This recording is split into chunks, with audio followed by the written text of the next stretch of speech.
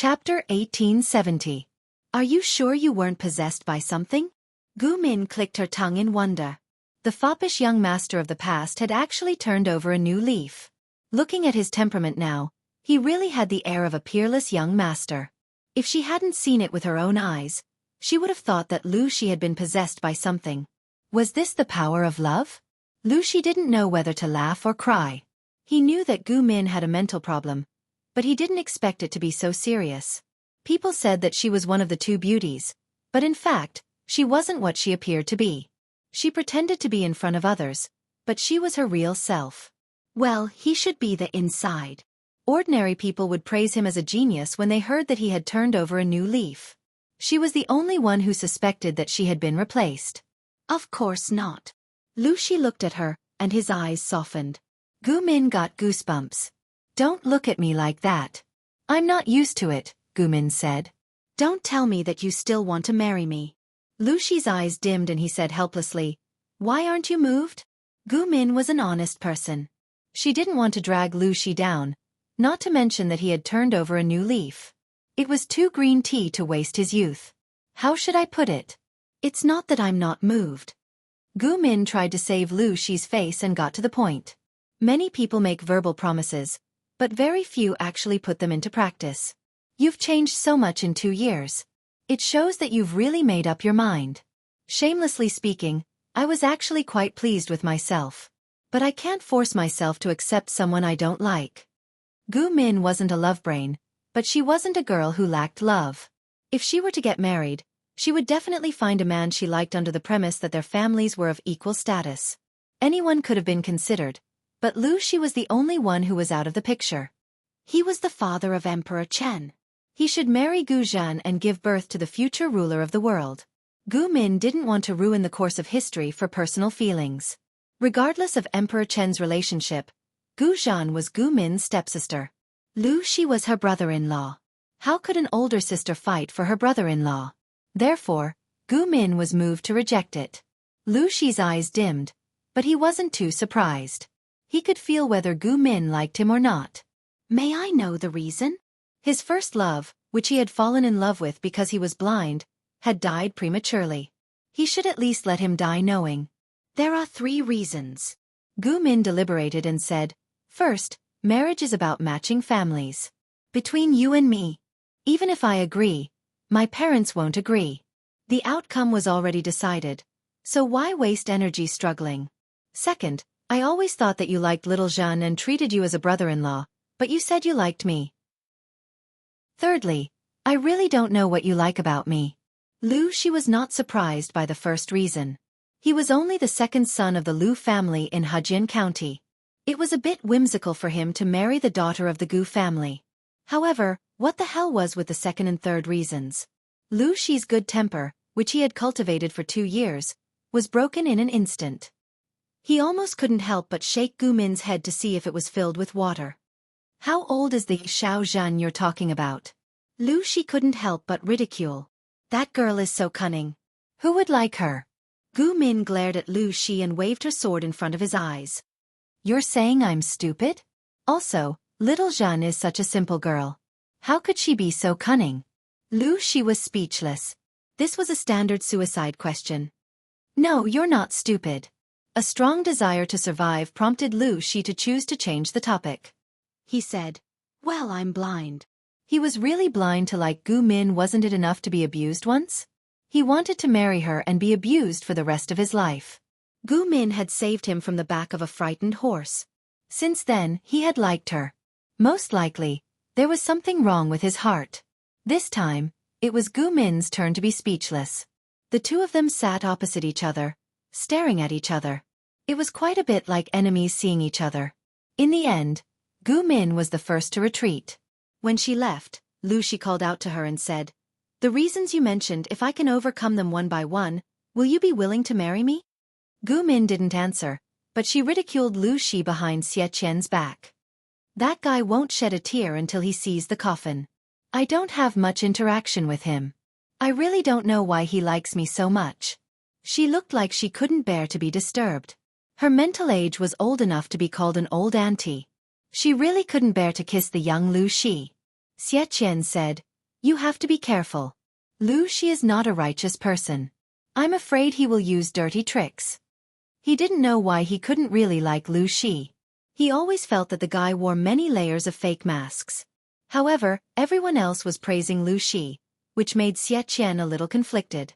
Gu Min sneered. Come on, even if he turned over a new leaf, he's still the same cowardly look. He's still a teenager. Xueqi looked at Gu Min suspiciously from the corner of his eyes. You have some misunderstanding about the term, teenager. Gu Min said. What misunderstanding can there be? Xueqi said, normally, when an aristocrat is Lu Shi's age, the matriarch will help arrange a maid who knows how to deal with people. According to the current social atmosphere, Lu Shi was considered a man, but Gu Min, who was younger than him, looked at him with the eyes of a boy. In Gu Min's mind, a melodramatic drama she had watched many years ago immediately appeared. Are you saying that Lu Shi will be audacious enough to take advantage of me and then send people to catch me in the act? Then I will have no choice but to marry him? Xueqi couldn't help but say something good for the poor Lu Shi. Even though Lu Shi is not a righteous person, he is not a vicious person who would use such treacherous tricks. Moreover, you are a noble daughter of the Gu family. Even if you have a lover before marriage, your husband's family won't say anything. The current atmosphere was like this. The noble daughters of aristocrats were a little more open-minded. It was not a big deal to have a close man before marriage. Even if they were caught in the act, their reputation would at most be a little worse, but it would not be so bad that they had to marry Lu Shi. Gu Min said, TSK, then what am I worried about? After Gu Min left, Lu Shi, who was in the private room next door, was so angry that he crushed the teacup in his hand. He knew that he had a bad impression of Gu Min, but he never thought it would be to this extent. However, he loved her to the core and couldn't leave her. Lu Shi didn't know what he did wrong to make Gu Min hate him for so many years. What a loser! In his anger, Lu Shi swept the teacup on the table clean and smashed it with a clatter. Since you said it and slandered me like this, then you really can't blame me. He couldn't bear this bad reputation for nothing. Lu Shi cracked his knuckles. His originally clear eyes seemed to be filled with a deep pool with undercurrents surging under the pool. In the eyes of outsiders, Lu Shi's progress in the past few years could be considered to have skyrocketed, but marrying Gu Min was still wishful thinking. However, Lu Shi knew that it was not difficult to achieve this. Therefore, when the Gu family agreed to the Lu family's marriage proposal, their jaws dropped in shock. Gu Min was the most shocked. How was this possible? If she married Lu Shi, what would happen to Lu Shi and Gu Zhen's daughter, Empress Chen? According to historical inertia, could it be that after marriage, the sister-in-law and brother-in-law would have an affair and secretly have a child together? Did they really think that Gu Min was a hat weaver? Father, mother, I can't agree to this marriage.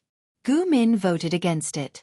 Only then did she realize that her parents looked a little unwilling. Her mother looked even more depressed. Lu Shi. Lu Zhongqing, get out here. Do you want to live or not? Gu Min asked the reason and was burning with anger. She carried her sword and visited the place where Lu Shi was staying at night to let him know why flowers were so red. Lu Shi was reading hard with a candle lit. He had maintained this habit for 2 or 3 years. Every day, he would study until late at night before he could sleep. He was extremely sleepy. The image of Gu Min marrying someone else appeared in his mind and he suddenly woke up. He was enlightened 7 or 8 years later than normal people. If he wanted to catch up or even surpass them, he had to put in more effort. Therefore, he only slept for 4 hours a day. Knowing that the Gu family had agreed to the marriage proposal, Lu Shi was in a good mood. He read 2 more books and coincidentally ran into Gu Min. If someone saw us having a secret rendezvous here in the middle of the night, I'm afraid they wouldn't be able to explain themselves. Lu Shi got up and opened the window for her. He watched her jump in with her sword and turned around to pour a cup of tea for her. Drink some tea to calm down. Don't get angry. Gu Min took the tea and drank it in one gulp. Her eyes were wide open. You're such a despicable person. Lu Shi blinked innocently. How am I a despicable person? Gu Min said, you deceived my parents with the help of a charlatan and coaxed them into agreeing to this marriage. Don't you feel guilty? Lu Shi's solution was to ask a master to testify. He expressed his determination to his future parents-in-law and promised them a lot of bargaining chips. Only then did he manage to persuade them to agree. When Gu Min heard this, Her first reaction was that Lu Shi was itching for a beating again. Deceived. Lu Shi said, Master Liaochen of Hejian, primogenitor Xianhui of Jingyang, and Lord Daoist Xuan of Hanqing can all testify. One master was definitely not enough, so Lu Shi invited a few more. Coincidentally, Gu Min's fate was special. Without Lu Shi's persuasion, the three masters all gave Lu Shi the instructions he wanted. Gu Min was still very angry. She wanted to beat Lu Shi up. I like you. That is the love between a man and a woman. Why don't you understand? Gu Min said, You and I are not fated. Lu Shi's face darkened. He asked her, Then who should I be fated with? Gu Zhen? You are the one I like. Why do you always use Gu Zhen as a shield? You should have let me fall to my death. Who would have thought that you would save me? Now I can't let go of you. Gu Min threw her sword on the ground. Lu Shi said, I've wanted to ask you for a long time. Who do you see through me? Gu Min was shocked. She asked, What? Lu Shi said, You see someone else through me. We've known each other since we were young. Although I was naughty for a few years, I studied hard and tried to improve myself. My relatives around me are happy. But you seem to think that I can't change. You always look at me with disgust that I don't understand. Ask yourself. Other than the offense I made when we first met, I apologized to you afterward. The impact shouldn't be so deep. These words were, of course, half-truths. Lu Shi was only trying to deceive Gu Min. Who would have thought that he would find out part of the truth? Gu Min said, After I came back, I forgot what happened in the past, but I vaguely remembered something. In the following years, I had many strange dreams. In the dream, there was a man named Lu Shi. He was my brother-in-law. He was a rotten man. My sister was heartbroken by him. She came home many times to complain to me. I valued my sister so much. How could I be nice to such a man? Lu Shi was shocked to hear that. Because of this dream, I was wrongly treated by you for years? Gu Min's previous words were all made up. They were half-truths. In fact, she wanted Lu Shi to give up on breaking off the engagement. She felt a little guilty. I was young at that time. How could I distinguish between reality and dreams? I only felt that you were exactly the same as that despicable Lu Shi. I hated him because of him. A dream is a dream, and reality is reality. Am I that kind of person? Lu Shi suddenly felt wronged. He knew Gu Min's temperament. She had always been open to coaxing but not coercion. If you were unreasonable to her, she could be even more unreasonable. If you softened to her, she couldn't be tough. You're being unfair. As expected, Gu Min's heart softened. She couldn't bear to see the cute boy's pitiful eyes. Even though she knew that Lu Shi was a scumbag in history, she still couldn't harden her heart. Can't you give me a chance? Lu Shi tried to persuade Gu Min. You and I are childhood friends. We know each other very well. When we get married in the future, you can do whatever you want. If you marry the son of an unfamiliar rich man, I'm afraid you won't be so free and easy. Gu Min was unmoved. She would rather be single for the rest of her life than mess up history and prevent her idol from being born. You don't understand. I have my own reasons. Gu Min was very depressed, but she couldn't reveal the truth. She was depressed. Lu Shi pouted and said, Do you have someone you like? Like Xueqi? I heard that you're close to him. Gu Min sneered and said sarcastically, Do I look like someone who likes to raise a son? Lu Shi was surprised. A son? Xie Shaohe would be furious if he knew. I treat you like a brother and sister. How dare you want to be my mother? You're the same. You haven't even grown your pubic hair and you still want to marry me. Lu Shi rolled his eyes and pretended to untie his belt. Gu Min was so scared that she jumped up from the ground and jumped 3 feet high. What are you doing? Lu Shi looked like he was going all out. I want you to see if my pubic hair is fully grown. Gu Min couldn't help but spit out a mouthful of saliva when she was being teased by a teenage boy. Perverted pervert. After being interrupted by Lu Shi, Gu Min jumped through the window and left. She had forgotten the real purpose of her visit that night. Lu Shi hadn't agreed to break off the engagement. When Gu Min came back to her senses, she slapped her forehead and was very depressed. Lu Shi was an attentive person. From time to time, He would visit his future father-in-law and successfully coax the two unwilling elders to be happy. Gu Min gritted her teeth when she saw the look of a young man in love. I don't believe that a little kid knows anything about feelings. Gu Min ran away from home to drink with Xueqi again. She couldn't help but complain about Lu Shi's strange behavior to her boyfriend. I don't have much contact with him. I really don't know why he has so many admirers. He doesn't sound reliable. Xueqi said sarcastically, You're the one who's unreliable. Gu Min said innocently, What about me? Xueqi shook his head. Gu Min probably didn't know that there were many people who secretly admired her. It was a scourge to have half a man and half a woman. Scholars held poetry gatherings. Not only would there be a thesis segment, but there would also be a martial arts competition. Gu Min would always come out on top. The point was that she liked to wear men's clothes when she attended the gatherings. She looked handsome, and she was much more attractive than those scholars who were showy but not practical. Nowadays, men were not the only ones who were gay. Women also liked to sharpen their glasses. As far as Xueqi knew, there were indeed many blind noble ladies who fell in love with Gu Min. However, Gu Min was a straight woman. She was the model of being single based on her ability. Even Lu Shi, who was so passionate and unrestrained, had his head broken in front of her. Not to mention those reserved women. Thinking of this, Xueqi said, Both families have made it clear. Why don't you try to accept Lu Shi, even though he's not that great? Gu Min regretted having such a bad friend. He's not that great, yet you're persuading me to accept him.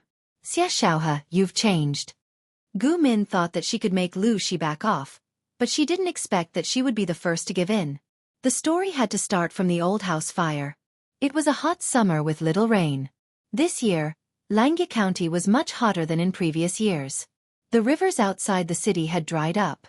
Ancient buildings were mainly made of wood. Fires were easy to happen in this season. On this day, Gu Min and a few of her girlfriends held a lychee banquet at the old house. The lychees at the banquet were late-ripening varieties. They had small seeds and a lot of pulp. They were placed in the well water. They were cold and sweet. There were more lychees this year. Gu Min sent people to pick a few more baskets for her girlfriends to bring back. She also got someone to bring a basket for Lu Shi. Sister, you said that you have no feelings for Lu Zhongqing. It's obvious that you put him at the top of your heart. Gu Min seemed to have cultivated Gu Zhan's sly character. Not only was she cheerful, but she also became bolder. She even dared to tease her sister. Gu Min looked at Gu Zhan with a helpless expression. This silly girl. The emperor in her life was about to become her brother-in-law, but she could still laugh. Gu Min was worried to death. If it wasn't for the Gu family's many years of upbringing and the fact that running away from marriage would damage the family's reputation, she would have run away and broken the contract. Gu Zhan said again, This Lu Zhongqing is really becoming more and more promising. A few days ago, a few great scholars gave him high praise. Gu Min pushed the lychee away in annoyance and stuffed the pulp into Gu Zhan's mouth. She said angrily, So many delicious things can't stop your mouth. Are you my sister or Lu Shi's sister? You put in good words for him every day. How many red seals did he give you? Gu Zhan covered her handkerchief and smiled. Sister, I'm happy that you can find Liangxiu. What's there to be happy about? Gu Min said. This Lu Shi. I originally wanted to tell him to you, but now he's ruined it. Gu Zhan was stunned when she heard that, as if she had been petrified. Gu Min was also open-minded. Or rather, she had raised Gu Zhan as her daughter all these years and did not have her guard up. Back then, I asked an expert to read his horoscope. The expert said that he had a golden marriage with you. I didn't agree at first. After all, he's a playboy. Who would be willing to push a sister into the fire pit? Gu Min sighed and nagged, not noticing Gu Zhan's complicated expression. After that, Lu Shi made up his mind to change for the better. A prodigal son turning over is considered precious. Now that he's making progress, he's worthy of my sister. Gu Zhan then said with a pale face, Sister, what are you talking about? He's my sister's future brother-in-law. Gu Min said, That's why I said Lu Shi is a troublemaker. Can't he like a real couple? Why does he have to keep an eye on me? Unbeknownst to him, Gu Zhan had secretly twisted her handkerchief into a ball. She had long urged Gu Min and Lu Shi to get close to each other and repeatedly helped Lu Shi. Naturally, she had her own selfish motives. Who would have thought that Lu Shi would turn over a new leaf? Now, other than his poor background, he was considered top-notch among his peers in other aspects.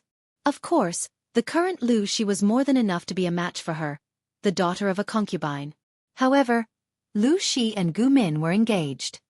"Sister, you really don't like Lu Zhongqing?" Gu Zhan asked her awkwardly. "If that's the case, why don't you make it clear?" Gu Min rolled her eyes inelegantly and sighed. "How did I not make it clear? But Lu Shi is a person who won't turn back unless he hits a brick wall. Now that father and mother have agreed to the marriage, it's impossible to break it off easily. Otherwise, the two families will be completely ashamed and become enemies." How many times had she rejected him righteously? She had even said something as ridiculous as, "It's useless for you to have my body, you can't have my heart." In the end, Lu Shi was even more mischievous. "Humph, what do I want your heart for? I just want your body. Pervert." In order to put the historical couple, Lu Shi and Gu Zhan, together, she had really used all her strength. Gu Min sighed. "Sister, think of another way.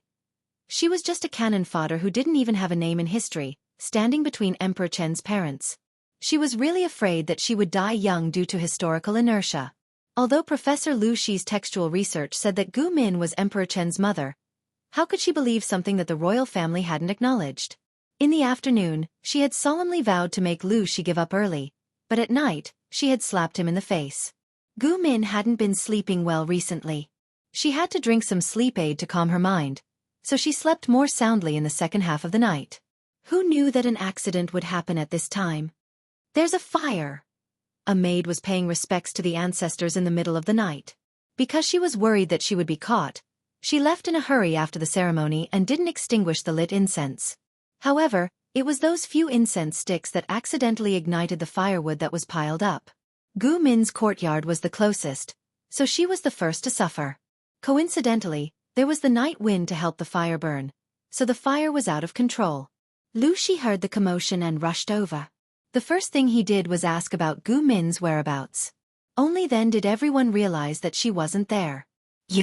How did you serve the First Lady?" Lu Shi was almost angered to death by these maids.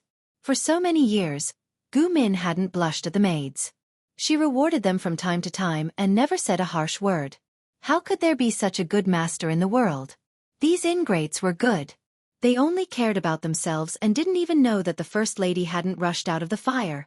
Lu Shi rudely snatched the thin blanket and the bucket of water from the servant's hands. He then drenched himself from head to toe and rushed in without another word. At this time, the fire burned half the sky red. Everyone could only see the orange flames that shot up into the sky. For some reason, Lu Shi had a strong thought. He wouldn't die if he rushed in, and Gu Min would definitely still be alive. Speaking of which, it was strange that Gu Min was still sleeping well. The area around her bed hadn't completely ignited. They're all asleep now. Lu Shi couldn't care less about being angry. He wrapped Gu Min in the wet blanket and carried her by the waist. Perhaps it was because the noise was too loud. Gu Min slowly woke up. She was shocked by the scene around her. "Lu Zhongqing? Ahem. Don't talk." The fire was burning fiercely, but the two of them were extremely lucky and managed to escape from the King of Hell. As soon as they rushed out, the beam that was entangled by the flames couldn't bear the burden and fell down. If the two of them had been one step slower, they would have been crushed by the beam and buried in the sea of fire. It took Gu Min a long time to wake up from the aftereffects of the calming soup. She looked at the boudoir in the sea of fire, her face pale. Just now, she was almost burned to death in her sleep. She had been in the ancient times for so many years, but it was the first time she had encountered such a big fire. It just had to be 1 month after her engagement with Lu Shi. Could it be? Was history trying to correct her, the bug who had interfered with Emperor Chen's parents? Gu Min trembled in fear.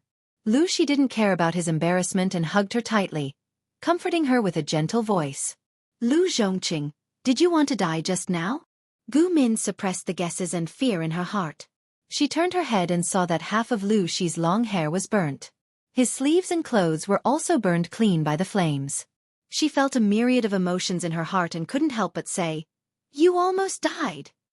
If I didn't go in, you would have really died." Xueqi used his hand to extinguish the flames at the end of his hair and smiled bitterly. "So what if I die? At least I'll die with you. At least I'll fulfill my wish. I don't ask to be born on the same day of the same month and year, but I ask to die on the same day of the same month and year." Gu Min swallowed the words that almost slipped out of her mouth. She gritted her teeth and said, "It's all because of you." Xueqi was very innocent. "What does this have to do with me?" Gu Min felt wronged. "If I ruin your marriage, I'll be struck by lightning. This is retribution." "What you said is somewhat reasonable." Xueqi nodded in agreement. "Then if you marry me and complete this marriage, God won't make things difficult for you. You are my God's match." Gu Min was angry. "I'm being serious with you, and you're still being naughty." She moved to another courtyard after her boudoir was burned down by the fire. It had been a few days since the fire, but she still couldn't get rid of the aftereffects of the incident. Instead, she fell deeper and deeper into it. She couldn't concentrate, and Xueqi's solemn words often rang in her ears. It made her heart beat erratically. Occasionally, she couldn't help but blush. She inexplicably felt that Xueqi was actually a little handsome. Who's God's match with this pervert? Even though the outside world had a lot of praise for Xueqi, in Gu Min's eyes, he was still a steady-and playboy who deserved to be beaten and scolded. What kind of gentleman was as gentle as Jade? It was all an illusion. Xueqi's mouth was still annoying and poisonous. Every time it could make people half dead. In order to make Xueqi completely give up, Gu Min simply asked him to go to the Xueqi Temple in Hejin County to pay a visit to Master Liaochen. Master Liaochen was a real swindler, and Gu Min and he could be considered friends despite the difference in age. He also vaguely guessed her secret, so Gu Min was very relaxed in befriending him. She didn't have to worry about exposing herself one day. Xueqi was taken to the side by the novice monk to play with the mud. Gu Min looked distressed as she told her friend about her difficulties. "Lu Zhongqing, that stinking shameless guy, actually used your name to deceive my parents and coax them into agreeing to the marriage. I'm so worried. I'd rather tear down 10 temples than ruin a marriage."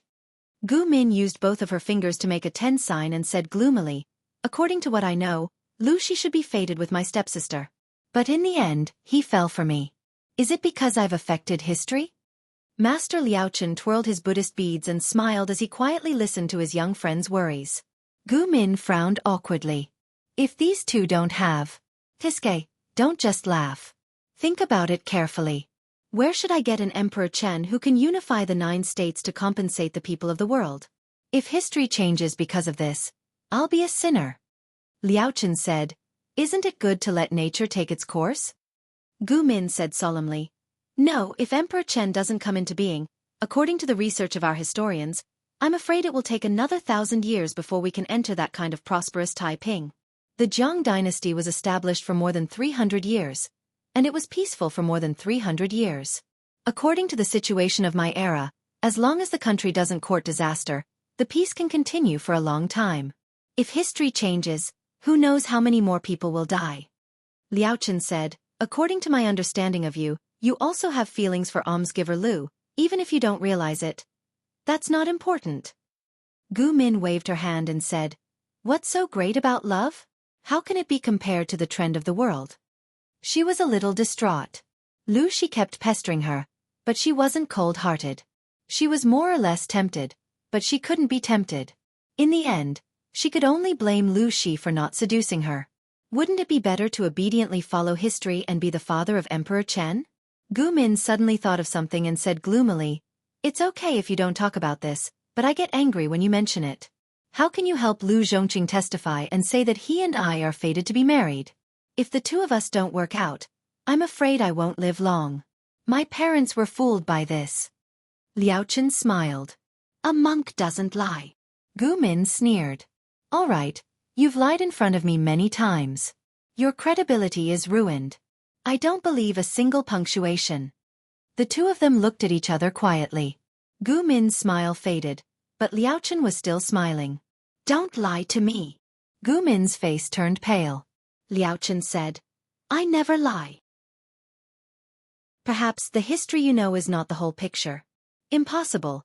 The royal family has never acknowledged that Emperor Chen's mother is someone else. Almsgiver Lu came to me, and I have secretly calculated for the two of you. There is indeed a fated marriage, Liao Chen said. A long time ago, you said that Lu Shi's daughter has the potential to ascend to the throne. I have also calculated, and Lu Shi does have this fortune. Gu Min was confused by his words. Cut it short and simplify. You know I'm not as smart as you. Liao Chen said, Ziwei's descent is fate. It will come. Why don't you let nature take its course? Gu Min said, Are you saying that I'm overthinking? Liao Chen stared at her, and Gu Min was terrified by his stare. Liao Chen speculated, the Emperor Chen you mentioned is probably the same as you. He had carefully calculated Lu Shi's fate with women, and there was nothing special about him. Later, Liao Chen visited another friend in private, and his friend calculated that the Emperor star of Ziwei was moving. Calculating the years, it was probably when Lu Shi's daughter was 11 or 12 years old. Combining this with Gu Min's special case, Liao Chen couldn't help but think. Perhaps, Emperor Chen was not born in this realm, but came from another world. There are indeed people on the internet who speculated that Emperor Chen was a transmigrator. Gu Min was shocked at first, then immediately widened her eyes. She said, After all, according to the information provided by the imperial family, Emperor Chen was a nobody among the noble ladies before she was 12 years old. After she turned 12, she suddenly had unparalleled martial arts, and her temperament changed drastically. She killed people like she was killing chickens. Even if there was an unofficial history saying that she met an immortal by chance, there shouldn't be such a drastic change. Liao Chen, you mean? Emperor Chen doesn't care who her parents are, and she will come when she is supposed to? If she really was a transmigrator, it really had nothing to do with who her parents were. Liao Chen said, She and Lu Shi are fated to be father and daughter. In other words, a change of mother wouldn't have much effect on Emperor Chen's descent, as long as the father wasn't the old man next door. Gu Min was speechless. Her worldview was shattered. Liao Chen laughed. This matter concerns the future of the world, and the fate of Ziwei. Please consider it carefully. Gu Min couldn't help but support her chin. Are you sure you didn't collude with Lu Shi to lie to me? A monk doesn't lie. Gu Min said, If that's the case, it's not that I can't give Lu Shi a chance. It's better to find someone familiar and easier to bully so that I can live comfortably. But when I think about how Lu Shi was supposed to be my brother-in-law, I can't get over it. Liao Chen said helplessly, How do you know that history is definitely true? Gu Min asked in surprise, What do you mean? Liao Chen said, Lu Shi and Gu Zhan were indeed fated to be husband and wife, but the two of them were not fated to have children, including those who were born and those who were not. Although my skills are shallow, I can still calculate this. If that's the case, how can you be sure that the Emperor Chen you know is Gu Zhen's daughter? Gu Min's face turned pale after hearing this. Liao Chen lightly threw another bomb at her. I remember you said that the later generations found that the time of Emperor Chen's birth and Gu Zhan's marriage to Lu Shi were different. This was also one of the strong pieces of evidence for the scholar to overturn that Gu Zhan was the birth mother. Gu Min frowned. I did say that, but other than the fact that Emperor Chen's mother wasn't Gu Zhan, there was another inference. The unofficial history said that Gu Zhan was discontented after being widowed and had a rendezvous with a strange man. That was why she married Lu Shi with the child in her womb. Liao Chen laughed. I also said that the child should be Lu Shi's bloodline. Then, Gu Min's face turned pale when she heard this. Then, the child's birth mother was someone else. Even if Gu Min was slow to react, she still understood the meaning behind Master Liao Chen's words. At this moment, Gu Min suddenly remembered the details before she transmigrated. When she taught Lu Shi that Emperor Chen's birth mother was Gu Min, she curiously went online to search for information about Gu Min. There were very few records, and the few sentences were obtained from unofficial history inscriptions and miscellaneous discussions. According to these written records, the historical Gu Min had congenital dementia. According to Professor Lu Shi's research, congenital dementia was due to being born too late, resulting in a lack of oxygen in the womb and abnormal brain development. In addition, Gu Min's year of death was uncertain, but it was definitely after the birth of Emperor Chen and before Gu Zhan married Lu Shi. Time was so sensitive. Gu Min suddenly felt very frightened when she thought about it. Liao Chen said, History is history, but people are in the present. Donor, you must not be affected by it. Gu Min smiled bitterly. Let me think about it. Liao Chen asked her curiously. If Emperor Chen's mother was really you, what would you do? What else can I do? I'll just take it one step at a time. Most people will still follow the course of history. After all, that future is really beautiful. I hope it will come as soon as possible, so that more people can enjoy that kind of happiness. I've lived in this era for so many years, and with every day that passes, the thoughts in my mind become stronger, Gumin said. But, Lu Shi, I really don't know how to treat him. Even if she had a good impression of him, Gumin felt uncomfortable when she thought of the things that Lu Shi had done in history. Logic told her that she should treat him differently, but she couldn't do it emotionally. At that moment, she was very conflicted. After saying goodbye to Liao Chen, Gumin was still a little distracted. Lu Shi was angry when he saw her and couldn't help but grab her wrist and drag her to the backyard of the temple. The backyard was filled with pine and cypress trees, full of lush greenery. The cicadas were noisy, but it couldn't cover up Lu Shi's anger and sadness at that moment. Gu Min, do you have a heart or not? Gu Min's emotions were in a mess, and the cicadas around her made her even more upset. She said angrily, How am I not having a heart? Lu Shi angrily pressed her hand against his chest and questioned, If you have a heart, why did you force his actions on me for the man in your dreams? I'm innocent. Did this heart ever tell you who Lu Zhongqing likes? In the face of such a strong and straightforward confession, even Gu Min, who had lived 2 lives, couldn't handle it, not to mention that she had some feelings for Lu Shi. Her cheeks were dyed red, and she tried hard to withdraw her hand, but Lu Shi wouldn't let go. He would rather wrestle with her than let go. Gu Min tried a few times, but her wrist was still swollen from Lu Shi's grip, and he still wouldn't let go. She was so angry that she scolded him. Lu Zhongqing, do you want to break my hand? I also want to break your leg. Lu Shi was silent for a moment, then suddenly clenched his teeth and said, Then you can't leave. Gu Min secretly cursed. Lu Zhongqing didn't walk the path of a scumbag, but instead ran in the direction of a sickly person. A sickly person was a sickly person, but not her. You can't beat me. Gu Min cruelly exposed the truth.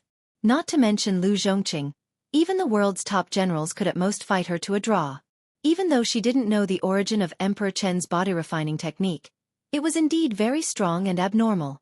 There were even people on the internet who guessed that Emperor Chen came from a galaxy with a high civilization, and by chance, he had transmigrated to the ancient times, which perfectly explained all the doubts left in history. Of course, these guesses had no basis, and the imperial family had never commented on them. After Gu Min had transmigrated, she felt that the possibility of Emperor Chen being a transmigrator was very high. Perhaps she could do something for him. Then kill me, or else I won't let go. Lu Shi almost threw caution to the wind. We're already engaged. If you still won't marry me, then you can marry someone else. Just you wait. I'll do whatever it takes to make you a widow for the rest of your life. Fu *K. Lu Zhongqing's sickness was not light at all. Who taught you to say this? He was such a good kid, but how could he be so sickly and sickly? You forced me. Lu Shi said confidently, but he felt wronged. Why did you sentence me to death because of a person in my dream? You know that I admire you, like you, and that's why you hurt me with this. What did I do wrong? Gu Min had always been amenable to coaxing, but not coercion. If Lu Shi was tough, she would fight back, but if he was weak, Gu Min would soften. After so many years, Lu Shi had long figured out her routine. This isn't just. Gu Min opened her mouth to explain, but accidentally met Lu Shi's bloodshot and watery eyes. She swallowed her words and was stunned for a while. She said angrily, What are you looking at? Go home. Go and be your bridegroom. Gu Min didn't know what kind of image Lu Shi had in history besides being labeled as a scumbag, but she knew that Lu Shi was stubborn and would do what he said. If she didn't take in this little vixen who was constantly on the verge of being blackened, he would really make her a widow for the rest of her life. Since marrying Lu Shi wouldn't affect the future of Emperor Chen, and she was a little interested in him, she might as well let it be. The only person she owed was Gu Zhen. She would think of a way to make it up to her in the future. But Master Liao Chen's words made her very concerned. If Lu Shi and Gu Zhen were destined to be husband and wife, and Gu Min married Lu Shi, under what circumstances would Lu Shi marry Gu Zhen? Would it really be like the official history, where Lu Shi was not content with his wife and colluded with his widowed sister-in-law? The two of them worked together to plant a green grassland on Gu Min's head, and they even dared to herd sheep and ride horses on it. Lu Shi was ready to give up everything he had. He didn't expect Gu Min to change her mind at the last minute, which shocked him. Gu Min lifted her feet to leave, but found Lu Shi still standing in the same spot. Are you planning to stand in the backyard of the temple and turn into a stone to watch your wife? She pulled her hand, and Lu Shi followed her stupidly. When she walked, he walked, and when she stopped, he stopped as well. He stood there as if he had lost his soul. Are you really stupid? Gu Min murmured. Lu Shi was so nervous that he didn't even know where to put his hands. Gu Min was speechless. Lu Shi was really good at acting. Just a moment ago, he had shamelessly turned into a sick person and threatened her, but now he had changed his personality and turned into a shy, innocent boy. You really don't have a split personality? Lu Shi took a long time to recover from his ecstasy and asked in surprise, "What is a split personality?" Crazy. Maybe there is, but it's all because of you. Lu Shi pouted. One moment you are heartless, and the next moment you give people hope. Gu Min chuckled. Then I'll continue to be heartless. No, if you are heartless, you might as well stab me to death with a sword. Lu Shi hugged her from behind and rested his chin on her shoulder. Of course, even if I die, I will turn into a ghost.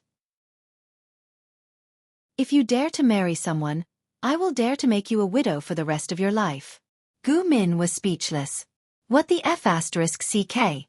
Big brother, how much hatred do you have? Genius 1 second to remember website. Mobile version. Chapter 1871. Gu Min had transmigrated for so many years, but she had never thought that she would marry the scumbag Lu Shi. She was very nervous before the marriage, but after the marriage, she felt that Lu Shi was not a good-for-nothing. He could be a decent man if he was trained well. Before the marriage, Lu Shi was barely suitable to be a boyfriend, but he was still a distance away from being a qualified husband. For her own future, she naturally had to train him well. For example, correcting bad habits, quitting smoking, drinking, and eating too much. He also had to learn martial arts from her to strengthen his body. Why should I learn this? Lu Shi didn't understand. Those weird martial arts movements were really shameful. Every morning before dawn, he had to wake up to exercise, which was even more painful for him. He hadn't been so tired in the past few years. Gu Min snorted, so that when I abuse you in the future, you won't be beaten to death by me. The corner of Lu Shi's mouth twitched, and he said gloomily, Are you serious? Gu Min couldn't help but laugh. What do you think? Look at how weak you are. I usually have to restrain myself when I speak. It's uncomfortable. Lu Shi was speechless. If he didn't look so weak, would Gu Min beat him to death just because she was unhappy? Not long after, Gu Min discovered that her new husband still had some male chauvinism and shoppy chauvinism. It looks like it's not enough to just strengthen your body. You have to change your thinking. Lu Shi asked, How is my thinking crooked? Gu Min said, If your values are not right, I'm afraid that you will suffer when you reach middle age. Historical experience told her that Emperor Chen's thinking was advanced, and Lu Shi was old-fashioned and stubborn. Sooner or later, he would be taught a lesson by the emperor. Gu Min didn't train people in one step. Instead, she tested the bottom line bit by bit, and unknowingly changed people. Lu Shi didn't realize this, but his mother did. Ever since Gu Min married into the family, her son, who had been close to her, distanced himself from her and became more and more out of control. The problem of mother-in-law and daughter-in-law had been unavoidable since ancient times. Not to mention that this mother-in-law had a grudge with Gu Min's mother when they were young. The mother-in-law often used her status to make things difficult for Gu Min, but Gu Min wasn't angry. She turned her head and threw the problem to Lu Shi. From Gu Min's point of view, the so-called mother-in-law and daughter-in-law problem was just the result of her son being caught in the middle and not caring about anything. The more her mother-in-law struggled, the more Lu Shi distanced himself from her. Gu Min spent more time and energy running her own business. Lu Shi, the resentful husband, had an opinion. Was there anything good about those messy account books? It's not like I can't afford to raise you. Why are you working so hard? Can't you look at me more? Regardless of whether you are a man or a woman, you should have your own career and financial resources. You wouldn't understand even if I told you. Gu Min calculated the profits of the whole year on her abacus. Every year, the profits doubled. Looking at the rich little vault, she felt very comfortable. She smiled at Lu Shi and said, I don't need to worry when I have money in my hands. If you marry a concubine in the future, I will have the capital to keep a few more men to satisfy my cravings. Lu Shi was used to Gu Min's way of speaking. He felt that if he spoke a few more words to her, his lifespan would be shortened, but if he didn't, he would die immediately. This was probably the difference between a death sentence with a reprieve and a death sentence. Do you think a man is better looking than me? Perhaps it was because he wanted to completely separate himself from the scumbag in Gu Min's dreams. Lu Shi was obedient to Gu Min's every whim. Also because his wife was too successful in the circle of aristocratic ladies, she received a lot of love after every banquet.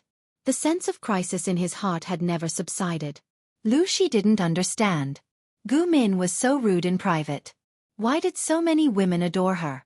When he secretly saw Gu Min at the banquet, he suddenly understood. She was not honest.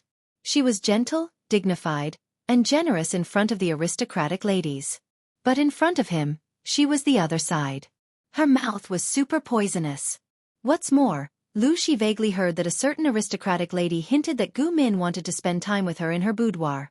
A group of women outside coveted his wife, and his wife was always thinking about keeping a man. Did she really think that his brain was like a grassland where sheep could be grazed? A man is not as good-looking as Lu Zhongqing, but he wins with numbers. You have to know that the same face will lose its freshness after looking at it for a long time. Lu Shi gritted his teeth and said, You really dare to say anything?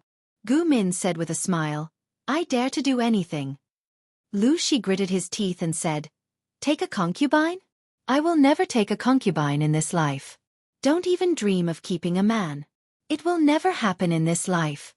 Gu Min laughed meaningfully, which made Lu Shi angry and angry. He probably loved Gu Min too much. After marriage, he liked her more and more. Gu Min didn't have the gentleness and kindness of ordinary women, but he liked her very much. Perhaps it was as his mother said. His brain was poisoned and he was completely hopeless. No, I think it's because your fan filter is as exaggerated as half the diameter of the earth. Gu Min listened to her husband's daily analysis of confessions and couldn't help but ridicule him. What is a fan filter? Gu Min smiled and said, When you love someone deeply, your eyes will always see the good points and ignore the shortcomings and shortcomings. That is the fan filter. The thicker the fan filter, the more exaggerated and hopeless it is. Even the shortcomings of the other person are regarded as the standard. Lu Shi pinched his chin and said, I'm probably hopeless. You're the only one who can save me. Gu Min continued, Not only that, I also suspect that you have masochistic tendencies. Lu Shi blinked and humbly asked for guidance. What is a masochist? Gu Min rubbed her chin and said, A masochist is a character with masochistic tendencies and psychological tendencies. You have masochism. Lu Shi didn't agree with her judgment. Only to you. It wasn't masochism. He just couldn't bear to hurt Gu Min. He hoped that she could belong to him and that he could bring the best to her. Gu Min couldn't help but blush. She wasn't cold-hearted. How could she stand Lu Shi's confession every day? The two of them had been married for a year and had no children. Lu Shi's mother was very unhappy. She made the decision to send Lu Shi a maid with the intention to disgust Gu Min, but in the end, Lu Shi sent them all back. It's enough to have her as a son. I still have my brother to carry on the family line. Lu Shi wasn't the eldest son, nor was he the only son. He really couldn't bear to let Gu Min suffer. Most men in the world only knew how to plant seeds and wait for the flowers to bloom and bear fruit. They didn't know how terrible it was to have a child. Lu Shi broke into a cold sweat just thinking about it. The story started half a year ago. Gu Min followed him out to study and play. On the way, they met a pregnant woman who had been imprisoned by bandits for several years. She had finally escaped, but she was 7 months pregnant. She couldn't bear the torment of Gu Min and gave birth halfway through the journey. If no one had discovered her, she would have most likely died along the way. Although Lu Shi didn't agree with Gu Min giving birth, he couldn't go against her wishes. It was at that time that Lu Shi saw how the woman gave birth with his own eyes. He was so scared that he didn't recover for a whole month. The child's head popped out from that place. There was blood everywhere. Lucy's legs turned to jelly. Were you scared? Gumin accepted it well. She came from the future. In the 3rd grade of primary school, relevant physiological knowledge was taught. Both boys and girls learned it. The content of the course was not only about the biological differences between men and women, but also how to conceive and give birth. There was also personal hygiene. The teaching was quite comprehensive. The royal family said that sex was human nature. It wasn't shameful and there was no need to avoid it. Even though she had learned theoretical knowledge, it was her first time helping someone deliver a baby. It was said that in ancient times, women had weak bodies and narrow pelvises. The risk of childbirth was high. It was different from modern women. Almost every generation practiced physical training. The difficulty and risk of childbirth were greatly reduced. Not to mention other things. Just this alone was enough to praise Emperor Chen to the heavens. He was simply the best friend of women. Lu Shi's face was pale. Will you be like this in the future? Gumin said. Yes. Lu Shi's face became even uglier. He was walking on air. In the first year of marriage, he had hoped to have 2 children early. Now he was terrified. His mind was filled with all kinds of thoughts of dystocia. Fate was so wonderful. When Lu Shi was looking forward to having children, nothing happened. He didn't want them anymore, but the children came. Although having children is a happy thing, you don't have to be so happy that you faint, right? Lu Shi's lips moved, but he couldn't say anything for a long time. After hesitating for a few days, Lu Shi said something that made Gu Min want to beat him to death. How about we give up on the children? Gu Min rolled her eyes. Even if I don't want you? Lu Shi said. Ah Min, I'm serious. I've been dreaming about your dystocia for the past few days. I can't take it anymore. Gu Min sighed. Can't you be more considerate of me? What dystocia or hemorrhage? That would never happen to me. 10 months of pregnancy and 1 day of childbirth. Gu Min thought it was the Emperor Chen that she had been longing for, but it turned out to be a boy. Her smooth sailing life started to go downhill from there. Gu Min found a time traveler who harbored great malice towards her. She thought she would be safe if she avoided him, but it turned out that she was too naive. Sometimes, she had no intention of stirring up trouble, but the enemy was relentless and tried to kill her. What scared Gu Min the most was that the enemy didn't seem to be after her, but the future Emperor Chen. There were a few conflicts. Although the man didn't do anything to hurt her, Gu Min was still frightened. Soon, her premonition was confirmed. One day, Gu Min was at home dealing with miscellaneous chores when she suddenly received terrible news. Her son's wet nurse had just woken up from her afternoon nap and found that her son had disappeared. The child was only 2 years old and walked steadily but slowly. There were maids waiting on him outside the house. How could the child disappear into thin air?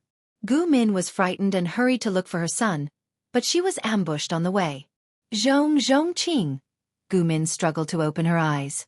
She had a splitting headache, as if someone had torn her brain apart with their bare hands. She felt nauseous. Lu Shi's eyes were dark and bloodshot. His face was full of stubble and he looked particularly haggard. He said with tears in his eyes, "Ah Min, you're finally awake." Lu Shi had never felt so hopeless. 2 huge blows fell on him on the same day. His 2-year-old son was missing and his wife was left in the side yard covered in blood. They almost couldn't save her. Gu Min calmed down for a while. Scattered memories flashed through her mind. She remembered that her son had gone missing and she hurried to look for him. But she met Wang Huiyun? Wang Huiyun, the best friend whose body had been possessed by the woman from another world. Gu Min suddenly woke up and grabbed Lu Shi's hand. "Where's our son?" Lu Shi said, "We haven't found him yet." As soon as he finished speaking, his son's wet nurse rushed over and pushed the door open. She cried, "We found Dalong." Was she looking for a beating? Gu Min was happy at first, but her heart sank when she saw the wet nurse's reaction. It was a good thing that their son had been found. Why was she crying? "Take me to Dalong." Gu Min lifted the quilt and staggered to her feet. Her heart seemed to have sunk into a cold, deep sea. The child was found in a deserted and remote courtyard. His little body was curled up into a ball. His calves were bruised and swollen. His body was cold and stiff. Gu Min pushed away the maids and servants like crazy. She snatched the body of the child, whose eyes were closed, and cried her heart out. According to the doctor's examination, the child had come to the small courtyard for fun, but was bitten by a 5-step snake. He died without treatment. Gu Min didn't believe it. The child was only 2 years old. There were maids and wet nurses guarding him.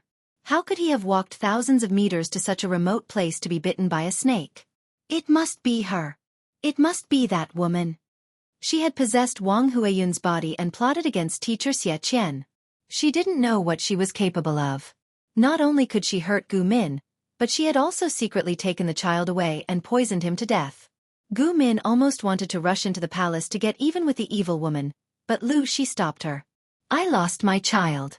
I can't lose you too. Gu Min grabbed Lu Shi's collar and gritted her teeth. So my son died for nothing? There will be a chance. There will be a chance for revenge. Let's think about it. Gu Min, you have to calm down so that you can avenge Dalong. From then on, Gu Min's health slowly deteriorated. She would fall sick from time to time. People said that it was because she had lost her beloved son and suffered a huge blow. However, Gu Min didn't think that was the case. The deterioration of her health was definitely related to the attack that day. It was the truth.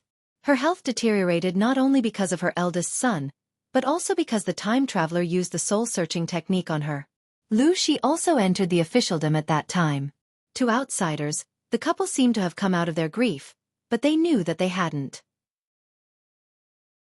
2 years passed in a flash.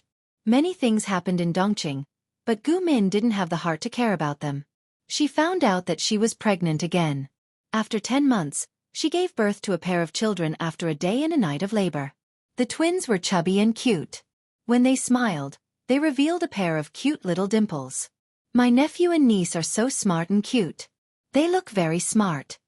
At the banquet, the eldest brother Lu Zhai looked at his nephew and niece and praised them with a smile. Gu Min was stunned on the spot. Smart, cute and smart? She suddenly looked at her daughter. A chill spread from the soles of her feet to the top of her head. Not long after the banquet, Gu Min found an excuse to bring her daughter to Shangfu Temple to see Master Liaochen. After a round of examination, Master Liaochen didn't look very good. This was because the baby girl's soul was complete. Her eyes were clear and lively. She could clearly call out father and mother when she just turned 1 year old. No one knew what the two of them talked about. Gu Min left with her daughter with a dead expression. She went back to Langya County to see Master Yuan Jing. Chunan, I beg you to think of a way. Can't you have the best of both worlds? Gu Min hugged her daughter who was sleeping soundly. She looked like she was about to collapse. Her eyes were filled with despair. I can't have my cake and eat it too. There's nothing I can do. Master Yuan Jing was helpless. Gu Min cried uncontrollably. The movement woke up her daughter in her arms. The mother and daughter cried miserably. She thought that her daughter was demented and soulless. In the future, this body would welcome a strong soul and obtain a new life. But what happened? Her daughter was born with a complete soul. This meant that this daughter was a new life. She was Gu Min's daughter. How could she accept that her daughter's body was occupied by another destined soul after she raised her for 12 years? If she didn't do this, the Zhang dynasty that should have been established would no longer exist. The chaotic world that should have ended early would continue. As the chaotic world dragged on, there would be countless lonely souls and ghosts. Even if the world was divided and reunited, the dynasty that was established was not the Zhang dynasty. Maybe Emperor Chen is someone else. Gu Min returned to Hejin County with this thought in mind. However, Master Liaochen dispelled her beautiful dream. The child in her arms died young. She wouldn't live past 12 years old. Her life would move towards an unpredictable future in this year. God probably saw that Gu Min had lived the first half of her life too happily. Now, he was going to collect a debt from her with interest. She raised her child anxiously until she was 4 years old.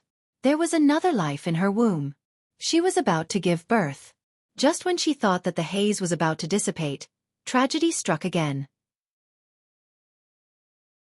This year, just after the Spring Festival, the snow in Hejin County had not completely melted.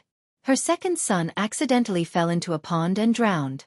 When Lu Shi received the news and rushed back, He only saw his daughter sitting by the pond and patting Gu Min's slender shoulders. Gu Min was kneeling on the ground, holding a wet ball with a blank look in her eyes. Lu Shi was so shocked that his legs turned to jelly and he fell down the corridor.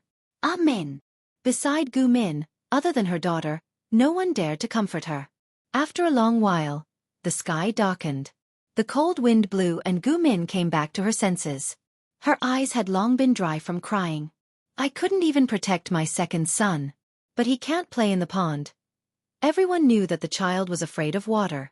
No matter where she went to play, she would never go near the pond. Lu Shi discovered this and sent people to fill up the pond in the mansion.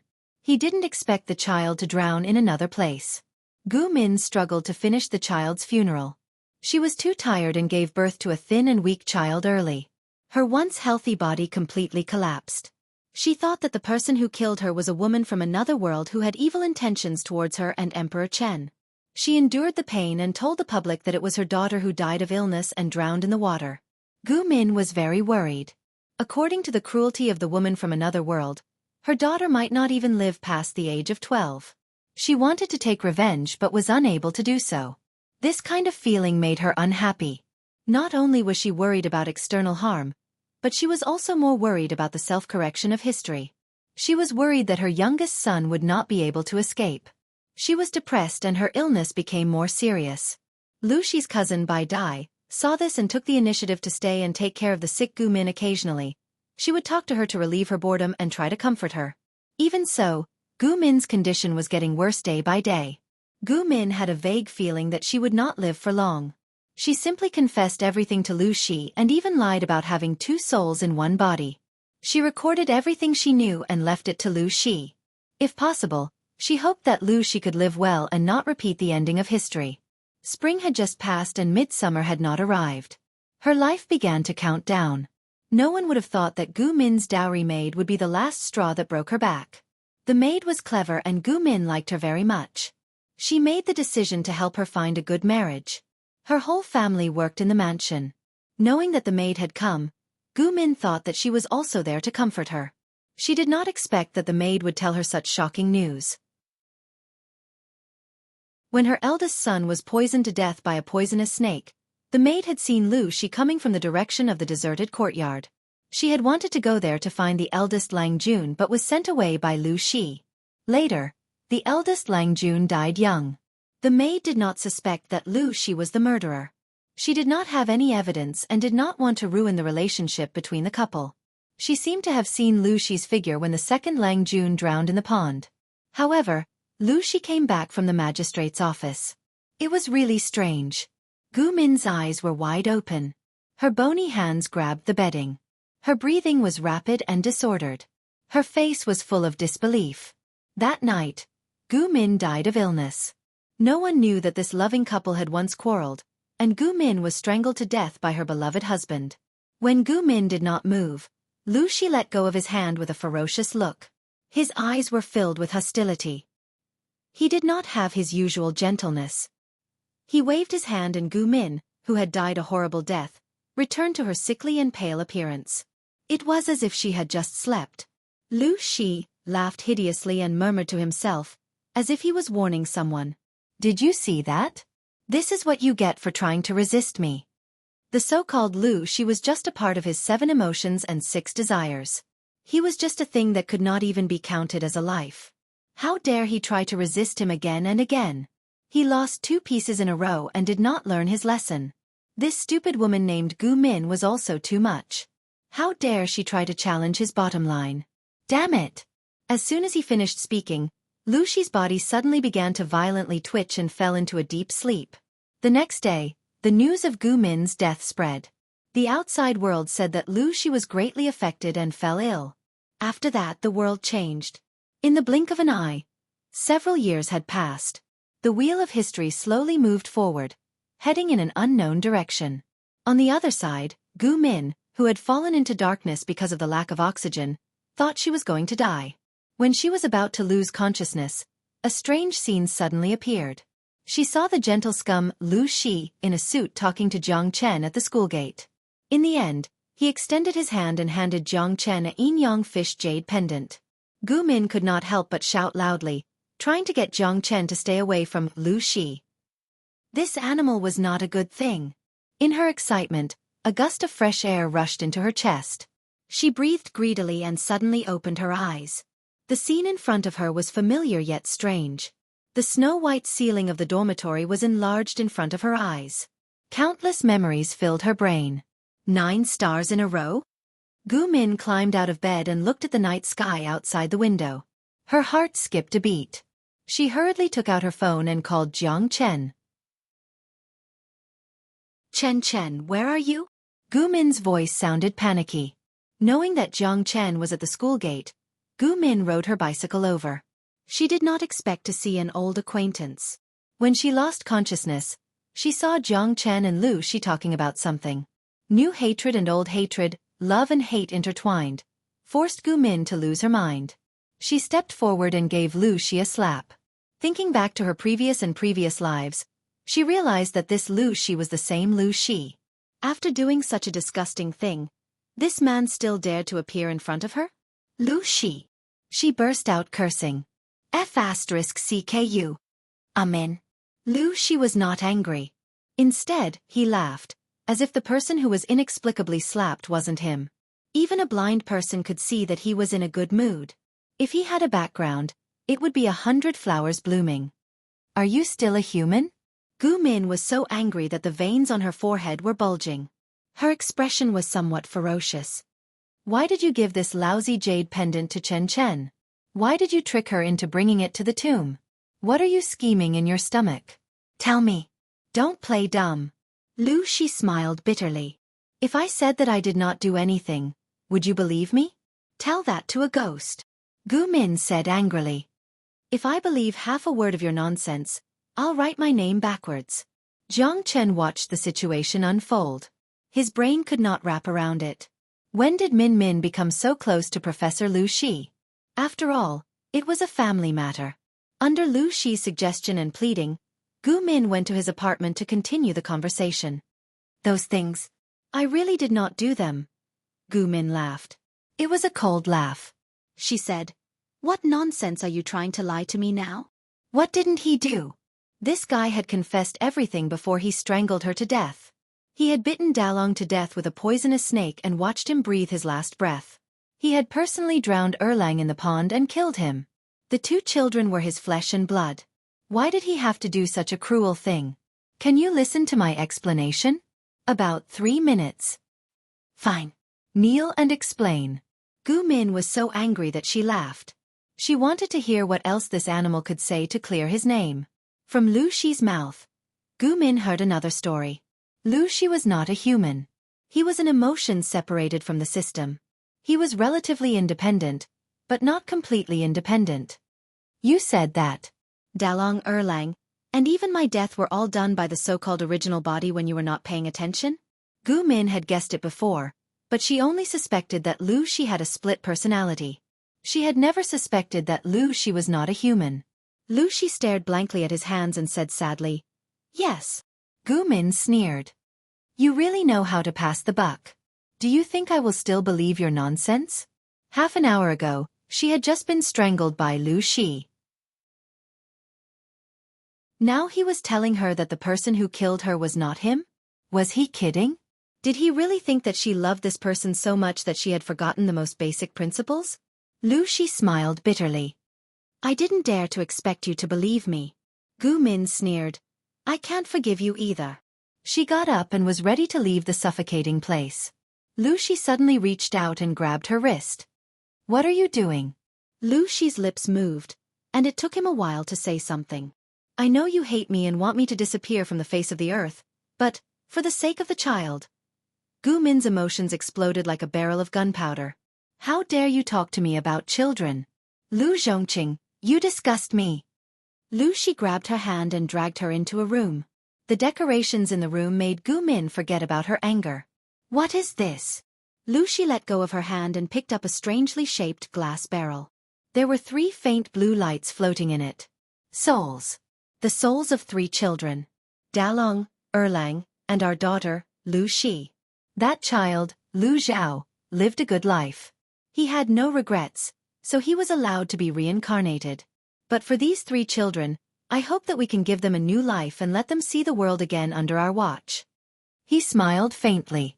The souls of these 3 children were the motivation that had kept him waiting for more than 100 years. He had searched for Gu Min for a very, very long time. From the time he watched her grow up, he had been hiding in the dark, not daring to show himself. It was only when she became the Gu Min that he was familiar with that. He felt that his endless wait had finally come to an end. I made a deal with that Empress Chen that you spoke of. She helped me find these 3 souls and let me see you. In exchange, I have to help her do something. Gu Min pressed her hands against the transparent glass. She didn't know if it was an illusion, but 3 strong and weak emotions came to her. They were extremely warm and made her eyes redden. Faintly, there seemed to be a childish voice calling out to her. They can only do this? Gu Min finally calmed down. All she could see was the light in front of her. She said, no, they still have a chance to come back to life. We can do IVF and let them reincarnate. They will still be our children. Gu Min looked at him suspiciously. After a while she asked, price? What is the price? What did you promise Empress Chen? She smiled. A small matter. A small matter. Gu Min didn't quite believe him. She didn't believe a word she said. She had to think carefully about every word he said. Yes. She smiled. A small matter. It's not worth mentioning. Compared to Gu Min and the children, it was a small matter. He was the system's 7 emotions and 6 desires, a part of the system itself. Jiang Pengji wanted to collect the entire system to perfect the sword, and Shi couldn't escape.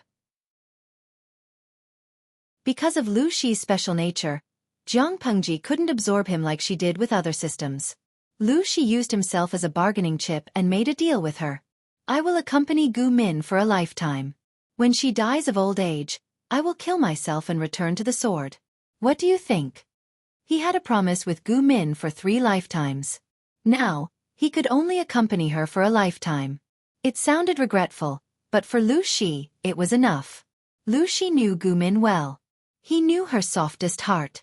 After all, he was also a victim. Gu Min wouldn't vent her anger on him when she calmed down. She would forgive him for the sake of the 3 children. Shi's plan was very thorough. He had calculated countless times over the past 100 years. He had calculated every reaction and every move of hers clearly. He knew exactly how to deal with it. The development of the matter was indeed as he had expected. Shi was dragged by Gu Min to get their marriage certificate the next day. She didn't want the children to be born out of wedlock. After getting the certificate, they went to the hospital to prepare for the test tube. That's too fast. And I don't think it's necessary to do a test tube at our age. You still want to touch me? Gu Min sneered. You are my teacher now. How could a teacher and a disciple be together? Shi was speechless. What era are we in now? Gu Min also thought about it. She felt a headache coming on. Her academic results were not very good, and she had lived in ancient times for more than 20 years. In the end, she even forgot how to type on her phone. If it wasn't for Shi, who gave her special attention, she was afraid that she would have been exposed. The most troublesome thing was her habit of speaking. Jiang Chen suspected Gu Min more than once. If Gu Min didn't remember the little secret between them, she wouldn't have been able to keep it a secret. Their relationship became better after Gu Min got pregnant. When she saw the 2 bars on the pregnancy test stick, she hid in the women's bathroom and cried. Jiang Chen saw the tears on her face and went to fight with Shi with the pregnancy test stick in her hand. If Gu Min hadn't stopped them, and if Shi hadn't taken out his marriage certificate, the 2 of them would have torn down the villa in the suburbs while they fought. Jiang Chen was suspicious. He really didn't force you? Gu Min said, no. Things between us are more complicated. I did it willingly. But, Chen, I'll tell you when I'm done sorting things out, okay? Jiang Chen looked at Shi and sized him up. This person isn't very decent. Think about it carefully. Shi was speechless. He's not decent? Say that again, son of the Jiang family. Gu Min laughed. I know. If there's anything wrong with him, I'll destroy him myself. Shi swore. I won't give you that chance. They had to live a good life in this life. Shi settled his parents-in-law in this life and won back Gu Min's heart. He looked at the three little ones lying in their cribs and giggled. But no matter how much he calculated, he still forgot one thing. Did you blow up Emperor Chen's tomb? Lu Shi was speechless. 1 second to remember this site's address. Mobile version.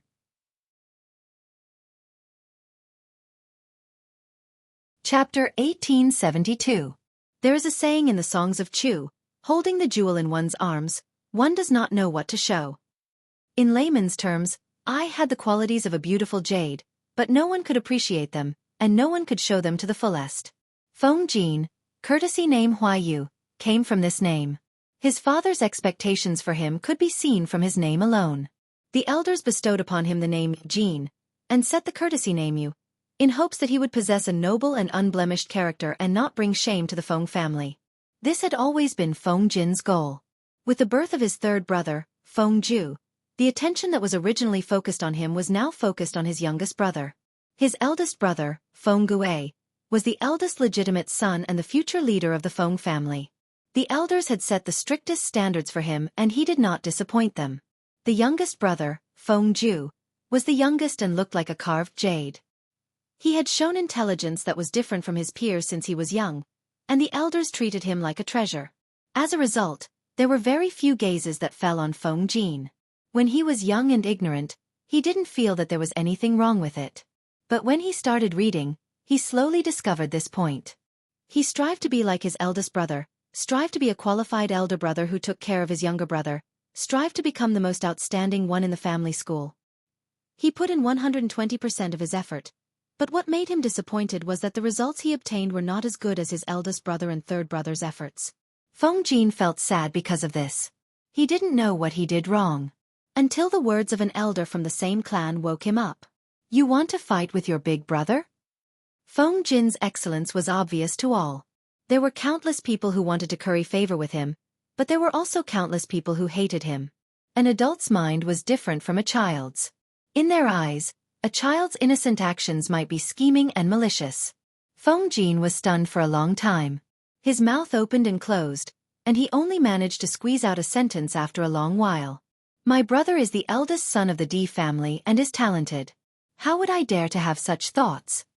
The Feng family was known for its upright family style, and it was a taboo for brothers to fight against each other. They also had detailed rules for the inheritance of the family business. Unless Feng Gue committed an unforgivable mistake, his position as the successor would be as stable as Mount Tai. Feng Jin also had no intention of competing with his elder brother. The elder said, Since you don't have such intentions, then you should learn to avoid arousing suspicion.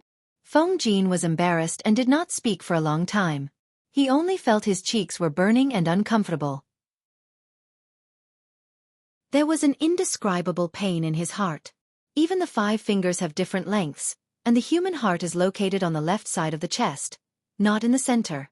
You have to understand these words. Feng Jin naturally understood this, so he left the family school and went to Shangjing to study. During his study tour in Shangjing, Feng Jin met many people, including the eldest son of the Meng family in Songzhou, Meng Hang. Looking at Meng Hang's situation, then looking at his own brother, Feng Jin's horizons were broadened. He muttered to himself that the Mengs were really unscrupulous. They treated their eldest son like trash. If Meng Hang had not introduced himself, he would have thought that he was a poor scholar from a poor family. Meng Hang occasionally talked about his relatives, including Lu Shi, the son of Hu County Chief Lu Shi. Before seeing Lu Shi in person, Feng Jin did not have much of an impression of him. He only knew that such a person existed in this world, but he did not have a specific image in his mind. Feng Jin had never thought that he would be involved with this person. Looking back many years later, Feng Jin felt that he had been too naive. When they first met in the bandit stockade, Feng Jin appeared in front of Lu Shi in the most embarrassing state. At that time, he was escorting the 4th Prince Wu Ma Jun to escape from many pursuers, and finally fell into the pit named Lu Shi. Without a doubt, Lu Shi was a person who left a deep impression. She was obviously a woman, but she pretended to be a man. She looked weak and slender, but she had the strength to fight 1,000 people alone. Feng Jin always had a doubt. If Lu Shi had such talent, why would he fall into the bandit stockade with a group of noble ladies and be so embarrassed? Thousands of questions were stuck in Feng Jin's throat. He was curious, but he did not ask further. After all, he had always thought that his connection with her was limited to this. After leaving the bandit stockade, Feng Jin safely escorted the fourth prince to Hejian County. He took the time to see his good friend from school, Lu Heng, nicknamed Yaoji, Lu Shi's cousin. Under Lu Heng's invitation, Feng Jin went to the Lu's family school with him. Coincidentally, Feng Jin heard Lu Shi's forceful refutation. After many encounters and coincidences, the image of Lu Shi in Feng Jin's heart became more and more complete. Although he was young, he showed off his abilities. His arrogance was even more troublesome than his youngest brother, Feng Ju. If there was one thing that Feng Jin regretted in his life, it was probably being coaxed by Wu Ma Jun to visit Lang Lang Alley. It was not a big deal to visit the most prosperous area in Hejian County. What was embarrassing was that the two of them met Lu Shi and Lu Shi smiley face, angle, in Lang Lang Alley. It was normal for the father to visit Lang Lang Alley or the son to visit Lang Lang Alley. What was unusual was that the father and son came together. Oh, look at his poor memory. He forgot again that Lu Shi was not a Lang Jun, but a wife. Even if a wife wanted to visit Lang Lang Alley, she should not look for a flower lady to serve her. Go look for little Xueqi. Seeing Wu Ma Jun and Lu Shi looking at each other, Feng Jin took the opportunity to leave with the excuse of looking for Lu Shi. Soon, he regretted it. Lu Shi had run into trouble again. Under her persuasion, Feng Jin followed her to the wall of Mr. Wei Yuan's mansion. She made a suggestion that Feng Jin remembered deeply.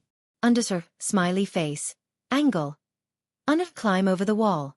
Feng Jin had never thought that he would be a gentleman on the beam again. If you want to visit, you can come during the day. Feng Jin saw that Lu Shi was about to roll up his wide sleeves and climb over the wall. His face became twisted, but he did not dare to raise his voice. He could only suppress his voice. If you get caught, you... Mr. Wei Yuan was famous for being strict. If his student climbed over the wall in the middle of the night, it would be fine if it was in the front yard, but if it was in the backyard, it would be like yellow mud falling into one's pants. Lu Lanting was not afraid of anything, but he still wanted his reputation. What are you afraid of? Come, I'll be your stepping stone.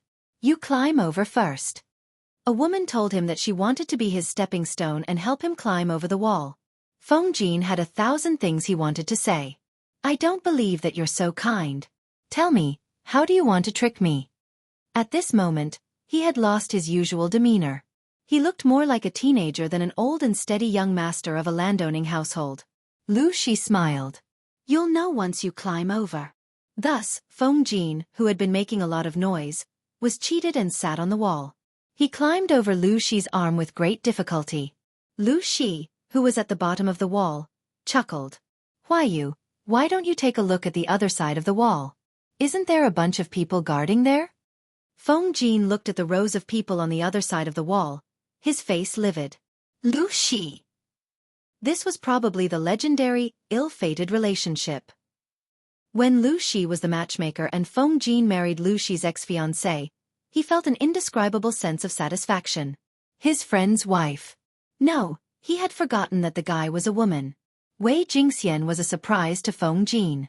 He had never thought that the sharp-tongued and quick-witted girl would become his lifelong companion. The two women had left a deep impression on him that night. Lu Shi became Jiang Pengji, and Feng Jin treated her as his master. He was loyal to her for life. Wei Jingxian became his son's mother and the mistress of the house. They had been loving for decades. What are you laughing at? Feng Jin opened his eyes in the warm afternoon sun. The light was dazzling. He was about to raise his hand to shield his eyes when he saw a fragrant fan blocking the light for him. Feng Jin got up from the recliner and smiled. I had a sweet dream. I'm in a good mood. Wei Jingxian had changed the way she addressed him from husband to Huayu for many years. Feng Jin thought he was still a teenager, but when he looked at the woman in front of him, he realized that decades had passed. What sweet dream! Look at you. You're grinning from ear to ear. Wei Jingxian was over 50 years old and no longer wore bright colors. She preferred darker ones, but she was still very beautiful in Feng Jin's eyes. My granddaughter said you smiled while sleeping. She was afraid that you were sick. I dreamed about the first time I met you. Feng Jin stroked his beard and smiled. Do you still remember? Wei Jingxian waved the fan gently. Of course I remember. That night was unforgettable. She hid in the room and was scared. She didn't expect that the young man outside the door would become the man she entrusted her life to. At that time, the husband I was talking about was the one on the dragon throne. Feng Jin was speechless. He was jealous.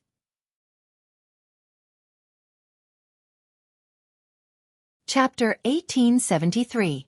There was a question that people laughed at for several years and replied with more than 2 million yuan. The question was this: how does it feel to be an unlucky person? The silly answers of the unlucky people became a source of joy for the netizens. Unlucky?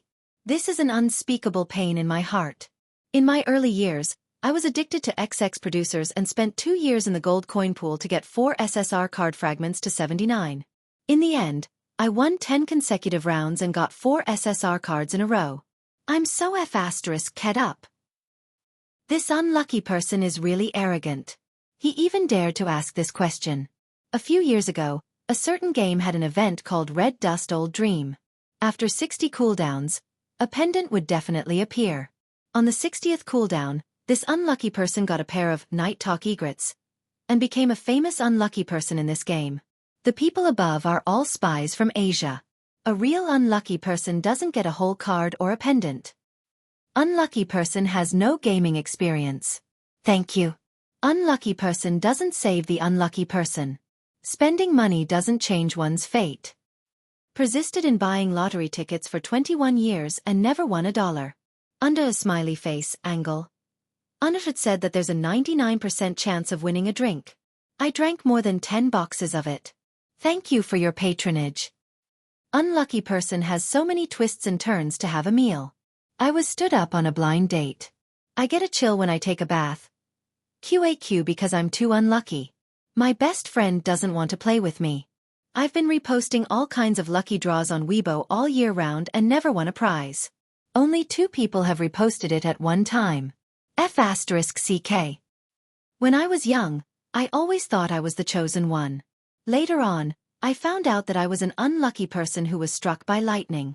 The netizens were amused by all kinds of silly answers. A famous person's answer was very classic, and this question became a perennial hot topic. Why don't you ask this question to the magical unlucky person? The netizens were stunned for a moment before bursting into laughter. Tuta Faccio was a famous person. He was the first viewer of the Great Empress's live stream on the Great Empress Dimension, and he was also a devout follower. The first recorded video was from him, and he was the ancient giant god that many salted fish talked about. He was also the founder of the Empress's live stream forum and the editor of a related magazine. He majored in literature in university and took up live stream as his job after graduation. In terms of age, no one could compare to him. In terms of seriousness, no one could compare to him. According to his Weibo, he would watch the content of the live broadcast every day. Even if it wasn't a live broadcast or a rebroadcast, he would still watch the recordings and edits. He would write down notes and make a video document for everyone who had appeared in the live broadcast and mention their names. Along the way, she had graduated from university, bought a house, got married, was hospitalized for acute appendicitis, had a baby, was 1 year old, 1 month old, kindergarten, primary school. He had put in a lot of effort, and at the same time, the harvest was quite good. The Great Empress Forum was an evergreen tree. Under the management of Ran Boqian and a few other founders, it had flourished for a long time. Just the traffic and advertisements alone were enough to sustain the daily maintenance and updates of the forum, as well as the labor expenses. Every year, every founder would receive a dividend of 3 to 4 million yuan. The magazine that he sponsored also maintained profitable sales when the physical magazines were in decline. He had written detailed books for everyone in the live streaming room of the Empress. His writing was sharp and his words were humorous. He kept half of the profits from these books for himself and donated the other half to the charity foundation set up in the name of the broadcasting room. Of course, he still had millions of fans on Weibo, and he would occasionally earn some extra income. After that, he had crowdfunded and invested in a few television dramas and movies, which earned him a lot of money. After deducting taxes, his annual income was close to 8 figures. He should be considered a successful person among his peers and a lucky star in everyone's eyes. But It was a pity that, according to the long promise of the ancient god, he could be considered a typical example of bad luck from a young age.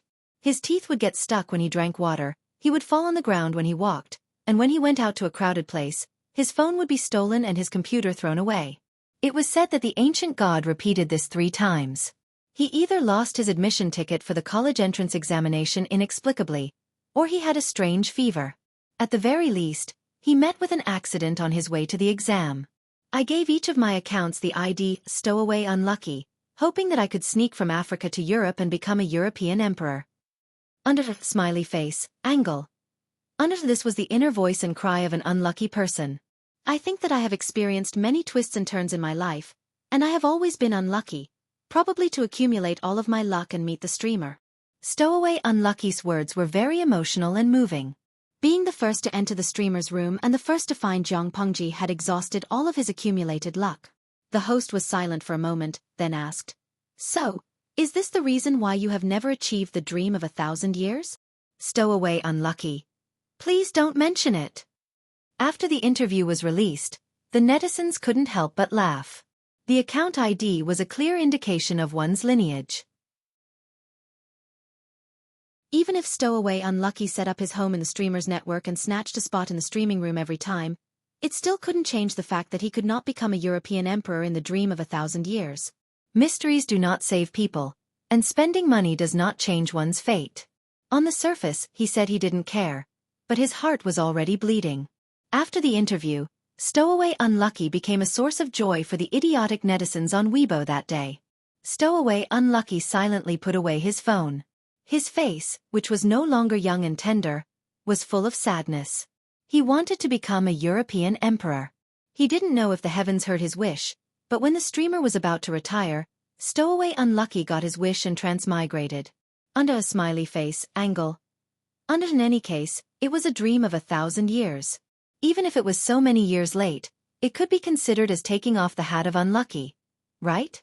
After Stowaway Unlucky transmigrated, he laughed like an innocent child. Not long after he laughed, the false teeth in this body shifted, so he had to straighten them. "I heard that the guest house has a new dish. Would you like to go with us?" Stowaway Unlucky had just sneakily adjusted his false teeth and found a group of officials in official robes walking past him. They looked like they were about to go to court. He refused to leave and wanted to stay for a while longer. He stuck close to the door and looked into the hall like a thief. Before he could take a few more glances and see where His Majesty was, a familiar laughter rang in his ears. Your Majesty. Your Majesty." Stowaway Unlucky was so shocked that he almost rolled his eyes. He felt his blood rush to his head. "Mother, a living idol." "Yes." Jiang Pengji asked him, "Do you want to go with us?" Stowaway Unlucky followed her with one hand and one foot. He didn't remember what he said. After a long time, "Your Majesty, don't you need to change your clothes?" Jiang Pengji said, "It's not a dragon robe, and there are no dragon patterns on it. At most, I'm just a little richer than ordinary people." The emperor didn't wear the dragon robe every day. In fact, he only wore it a few times a year. There were 3 layers inside and 3 layers outside. It took a long time to put all the accessories together. How could an emperor have so many years to take care of this? His clothes were only slightly better than those of the rich. When Stowaway Unlucky arrived at the guest house, he found that there were already many people waiting in the private room. He was confused again. They were the same hand and foot. Mother, they were all living idols. Stowaway Unlucky's body was an old official who was about to retire. He didn't have much of a presence, but he had a good relationship with the other officials. His appearance at this private banquet was not unexpected. In fact, as a loyal follower of the streaming room, he knew that this was probably the last gathering before Jiang Pengji abdicated. The next time she had a private banquet with the officials, her identity would no longer be the emperor, but the retired emperor. But why did he feel a little weird? It seemed that the streamer knew that he would be the lucky one in this episode? Was it an illusion? Stowaway Unlucky secretly scratched his head, his old face full of confusion. Wei Ci, Yang Si, and a few others could tell that his colleague was strange, but he was usually a loner and didn't like to socialize. He didn't have a deep relationship with his colleagues. Even if they found out that the old official was strange, they didn't point it out. Her Majesty had amazing observation skills. If there was something strange, she would be the first to notice. Therefore, this little bit of doubt was suppressed by the crowd. They chatted about everything, reminisced about the past, or laughed about the future. The atmosphere was harmonious. Jiang Pengji had prepared for 3 years to abdicate. Everything was ready. Crown Prince Jiang Lian had the style of his mother. Even if he couldn't handle the situation and lost his sense of propriety, the healthy retired emperor could still step in to suppress the situation. The officials were worried about her abdication, but they didn't oppose it. To be honest, there were many officials who secretly laughed out loud. The shadow in their hearts was about to disappear. Crown Prince Jiang Lian was much easier to serve than Her Majesty. In this regard, Stowaway Unlucky could only watch and watch silently. As a loyal follower of the livestream, he was very clear about Crown Prince Jiang Lian's temperament. He hoped that after Her Majesty abdicated, these gloating officials wouldn't cry and ask her to come back. Crown Prince Jiang Lian was not easy to deal with. Her twin sister, Jiang Yan, who was now a Jun Wang, was even more difficult to deal with. When Jiang Pengji was on the throne, she could still suppress the two sisters and not harm the officials. Once this tight band was removed, they would be able to do whatever they wanted in the court. Although the standard of food in this era couldn't be compared to modern times, the dining environment was too good. Stowaway Unlucky ate until he was full. Yangxi smiled. "Old sir, you have a good appetite. Did something good happen today?" Ever since this old official got older, he was very particular about taking care of his body. He was always 70% full and was picky about his food. Today, he couldn't wait to lick his bowl clean. He ate until his stomach was bloated. Her Majesty even ordered someone to prepare soup for him to digest. Stowaway Unlucky said, "I've never been as happy as I am today in my life." Although he didn't know why his colleague was happy, the joy on his face wasn't fake. Yangxi naturally wouldn't be unlucky, so he smiled and smoothed things over. His Majesty was about to abdicate, and there was no such thing as too many good things. It was better to eat to his heart's content than to frown and sigh. After the meal, the crowd dispersed. Jiang Pengji found an excuse to say that she wanted the white dragon fish costume. It wasn't the first or second time that he brought his officials to visit incognito, so it wasn't too conspicuous this time. This incognito visit is different from what I imagined. This was simply shopping. He knew that Jiang Pengji could hear what he was muttering. Jiang Pengji said, "What else? What other thrilling plot do you think it could be?" The stowaway chief blinked innocently. Jiang Pengji said, "I'm old and my digestion isn't as good as it used to be. Walk more to aid digestion, or you'll end up with a stomachache." Tudu Feichio. So the so-called white dragon fish suit was actually a stroll to aid digestion? Jiang Pengji took the opportunity when no one was paying attention to her and said with a smile, "Thank you." Companionship was the longest confession of love. She felt that the salted fish, led by the stowaway chief, was true love. Tudu Feichio was stunned and immediately understood that the words were directed at him. "You're welcome. It's my honor to know Her Majesty." He never felt that he was unlucky. Unlucky people couldn't meet Jiang Pengji, but one night in his sophomore year, he met a bright pearl that shone for half of his life. Genius remembered the address of this website in a second. Mobile version.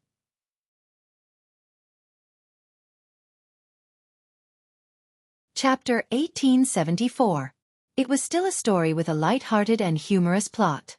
The male protagonist had been offline for a long period of time. Tomorrow at 7 p.m., you could watch it on the Qidian app. Click on Wonderful New Book, First Exposure, 4 Girls homepage banner, or on the QQ Reading Live broadcast area. Under smiley face, angle. Under he had been on a diet for 2 years, and he was getting fatter. He felt that his face could fill up the entire screen of his mobile phone. Epsilon equals, omega asterisk, psi. Just thinking about it made him feel hopeless. The Empress still had a few more chapters, and she was bored. She would officially end this book before the 5th of February. Guide to Live broadcast by the Empress. Tomorrow at 7 p.m. Live broadcast activity. Currently typing. Please wait for a moment. After the content has been updated, please refresh the page to receive the latest update.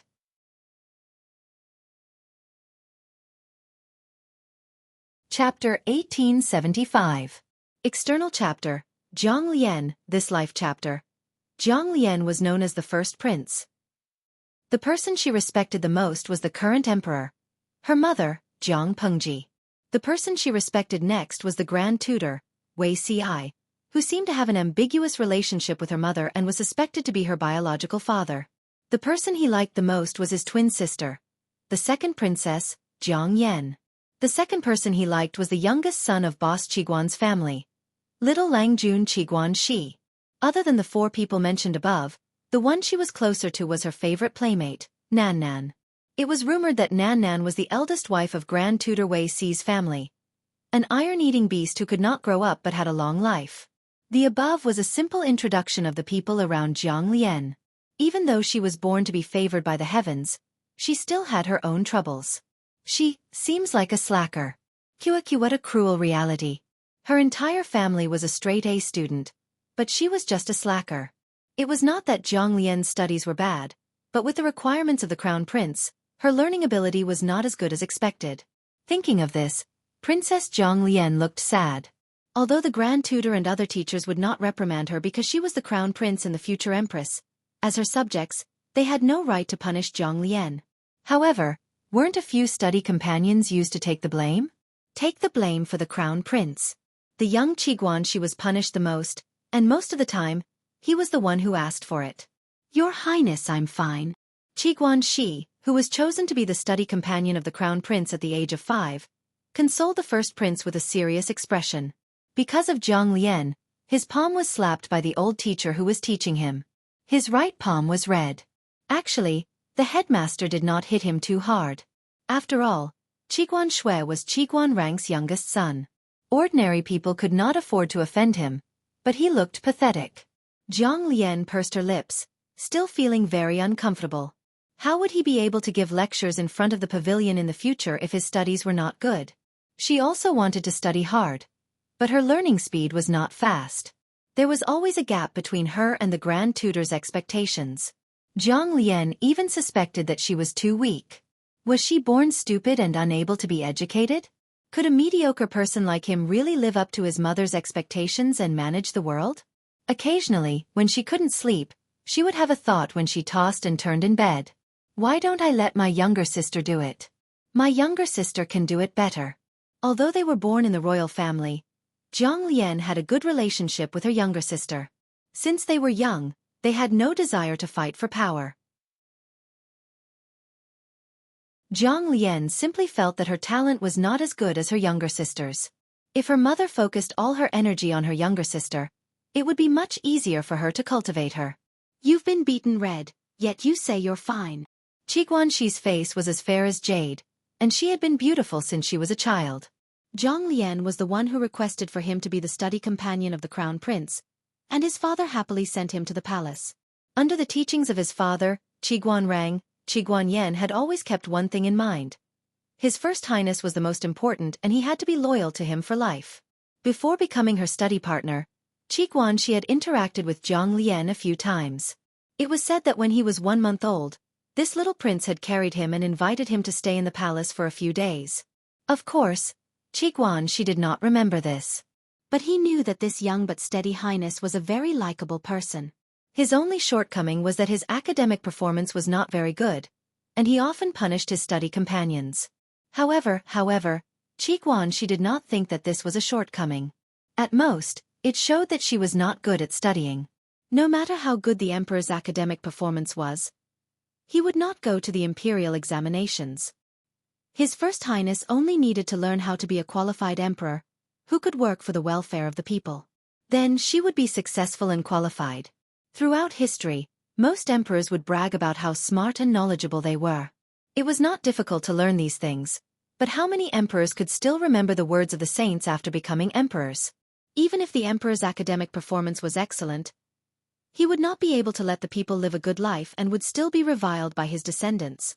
When Qiguan Shi used a serious tone to comfort Zhang Lian and spoke logically, Zhang Lian could not help but burst out laughing. Did Qiguan Shi teach you to say these words? Qiguan Shi nodded. Indeed, father often talks about them. It was no secret that Zhang Lian's academic performance was poor, and some of the ministers had been worried about her for a while. His First Highness's studies were mediocre, while his Second Highness was lazy and did not strive to improve. Why would the outstanding emperor give birth to such an ordinary daughter? If the twins had an ordinary background, the ministers could still find an excuse to complain that the boy's talent was too poor and that he was a burden to the emperor. However, when Jiang Lian and the twins were born, they were accompanied by auspicious signs and the reincarnation of Zi Wei. The ministers could only swallow their complaints. Qiguan Rang used to be one of them. He became bald because of the crown prince. However, he soon realized that he was being too stubborn. There was no need for a crown prince to learn better than a great Confucian scholar. She only needed to know that there was such a thing and learn it comprehensively so that she would not be fooled. One could never be too old to learn. She was only a few years old, and she would have plenty of time to learn slowly in the future. Compared to the other geniuses, Jiang Lian's academic performance could only be described as mediocre. However, this crown prince had the qualities of an excellent heir. She had her own opinions on how to judge and use people. The rarest thing about her was her temperament. She was neither arrogant nor impetuous, modest and gentle, but not weak. Jiang Lian was a very patient person.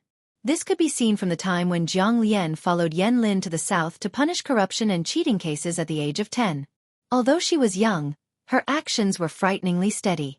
With Yan Lin teaching her how to set up schemes, her mind was so complicated that others could not see through her. She was full of schemes. Qiguan Rang was speechless. His Majesty was a person who wrote arrogance on his face. Now that he was older, he had to restrain himself.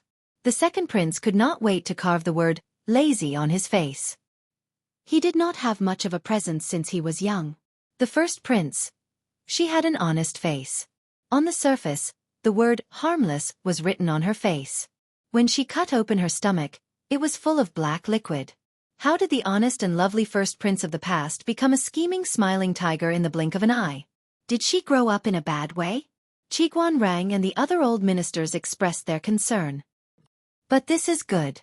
There are many civil and military officials in the court who are easy to deal with. If the first prince does not learn to be as smart as his Majesty, how can he control the ministers? Qiguan Rang and Feng Zhan played chess. Occasionally, the two princes were mentioned. Naturally, there was a lot of discussion. Although the first prince did not have much talent in learning, his practical ability was top-notch. After he officially entered the court at the age of 13, every case he handled was praised as beautiful. This made the old ministers feel much more at ease. It was settled. Feng Zhan said, "I feel that the second prince is more unfathomable." The second prince was synonymous with lazy. She did not work hard, but no one could say that she was incompetent. From Feng Zhan's point of view, the second prince seemed to be hiding her strength and biding her time. It also seemed like she was hiding to avoid arousing suspicion.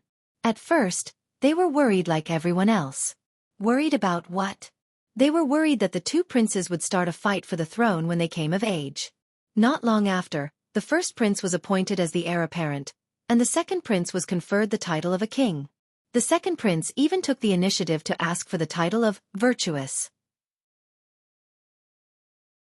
More than once, she expressed in public that her lifelong wish was to assist her elder sister. To be honest, the relationship between the two sisters was abnormal.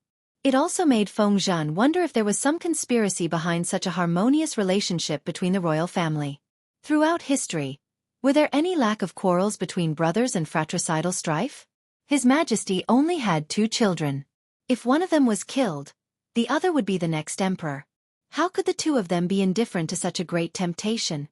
The second prince protected the first prince in all ways, and the first prince pampered the second prince in all ways.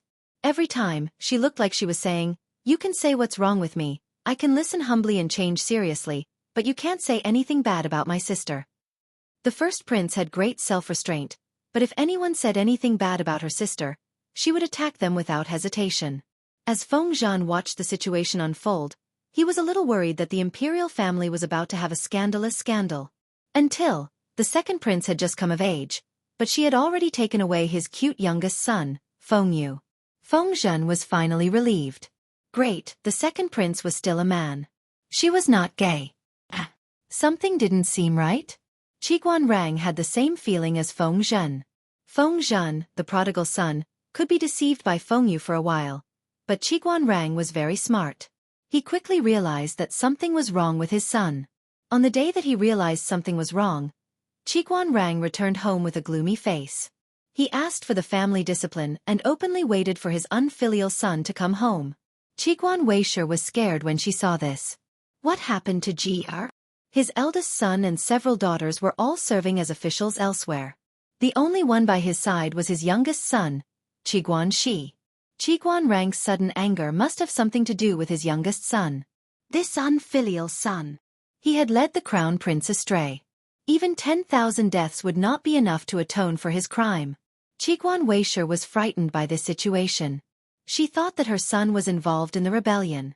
After waiting for an hour in fear, Qiguan Shi came back to see his old father with an ashen face. He was startled for a moment, then immediately understood something.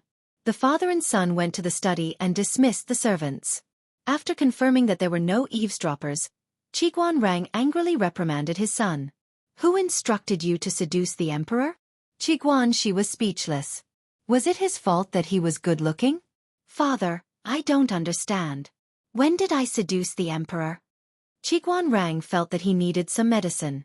How dare you say that you didn't do anything about you and the first prince? Qiguan Shi said, the first prince is the emperor, and I am the subject. How can there be a subject who seduces the emperor? Qiguan Shi said calmly, Her Highness and I are devoted to each other. Although we are the emperor and the subject, I have never misled Her Highness into doing anything wrong. Qiguan Rang said, Her Highness is young. She doesn't know the depth of the matter. How can you not? Qiguan Shi was speechless. Her Highness was 3 years older than him. However, even if he reminded his father would have other excuses. He was probably a fake father. The atmosphere between the father and son was a little stiff. Qiguan Shi said hesitantly, Why can't I? Why not? Qiguan Shi said, Father taught me to be loyal to the emperor since I was young. I dare not forget for a moment. I have been reminding myself to put Her Highness first all these years. However, after Her Highness becomes an adult, she needs someone to serve her for the sake of having children. It is very dangerous for a woman to give birth. It is hard to guarantee that the royal father does not have the ambition to usurp the throne and replace her. Why should I let Her Highness worry about such things? Bear these risks? Qiguan Rang was a little confused. Speak slowly and let him digest it. What do you mean? Qiguan Shi said. I will be loyal to Her Highness all my life. Even if I have children with Her Highness, I will never have any disloyal thoughts of usurping the throne. After Her Highness inherits the throne, she will not have to worry about having children or being burdened by relatives. Won't she be able to focus on politics? Her son will let her have no worries. Father, you don't trust others, but can you not trust the son you have raised? You should trust your son even more. Wouldn't it be more reassuring to hand over the important task of protecting Her Highness to someone unfamiliar and let him, Qiguan Shi, do it himself? Qiguan Rang was speechless. This seemed to make sense. Bool ** T. Loyal to the emperor, Qiguan Rang only wanted to beat his youngest son to death and make him back into the furnace. As expected, he should have had 2 more daughters back then. Sons and what not. They were born to piss him off. Qiguan Shi quibbled but was still beaten by his father. Fortunately, Qiguan Rang knew not to hit someone's face. Qiguan Shi's face was still fine. However, Jiang Lian had been thrown by her mother since she was young and had suffered all kinds of injuries. She could see the problem with Qiguan Shi at a glance. After asking, she found out that he had been beaten by his future father-in-law. How could this be? The next day, Jiang Lian secretly went to the manor to have a secret talk with Qiguan Rang. The content of this secret talk was completely different from what Qiguan Shi had imagined. Qiguan Rang, who valued women over men for decades, did not hide his worry for his son for the first time. Since Her Highness has come personally, I know that there is no turning back. I can only shamelessly ask for a promise from Your Highness. Jiang Lian was mentally prepared to be scolded or made things difficult for the old man. Qiguan Rang said, She has a good temperament, but no one can predict what will happen in the future. I shamelessly ask for a promise from Your Highness.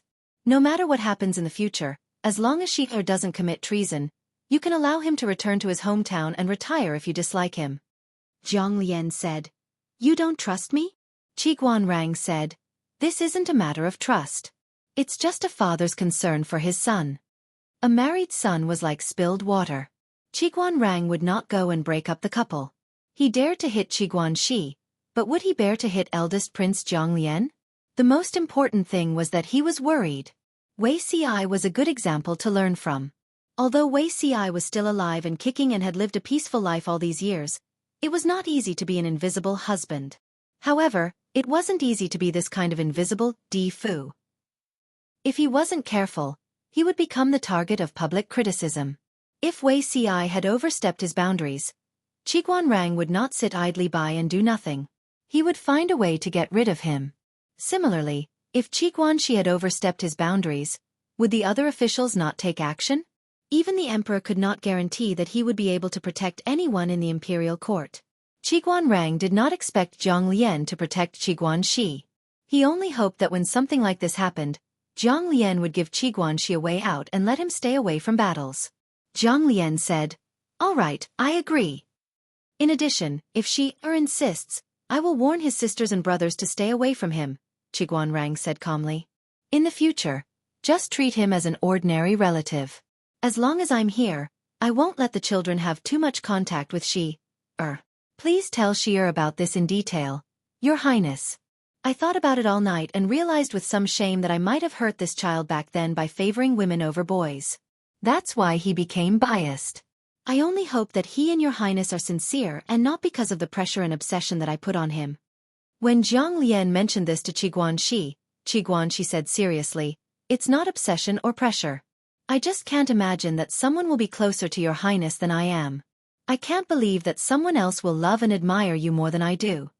He could not take the risk, so he hoped that he would be the one to protect her, so that she would not have to worry about anything and become a better person. The future emperor, who would go down in history, hoped that her descendants would praise and admire her when they mentioned her. This was the greatest achievement that Qi Guanxi could imagine. Zhang Lian smiled. Yes, I know.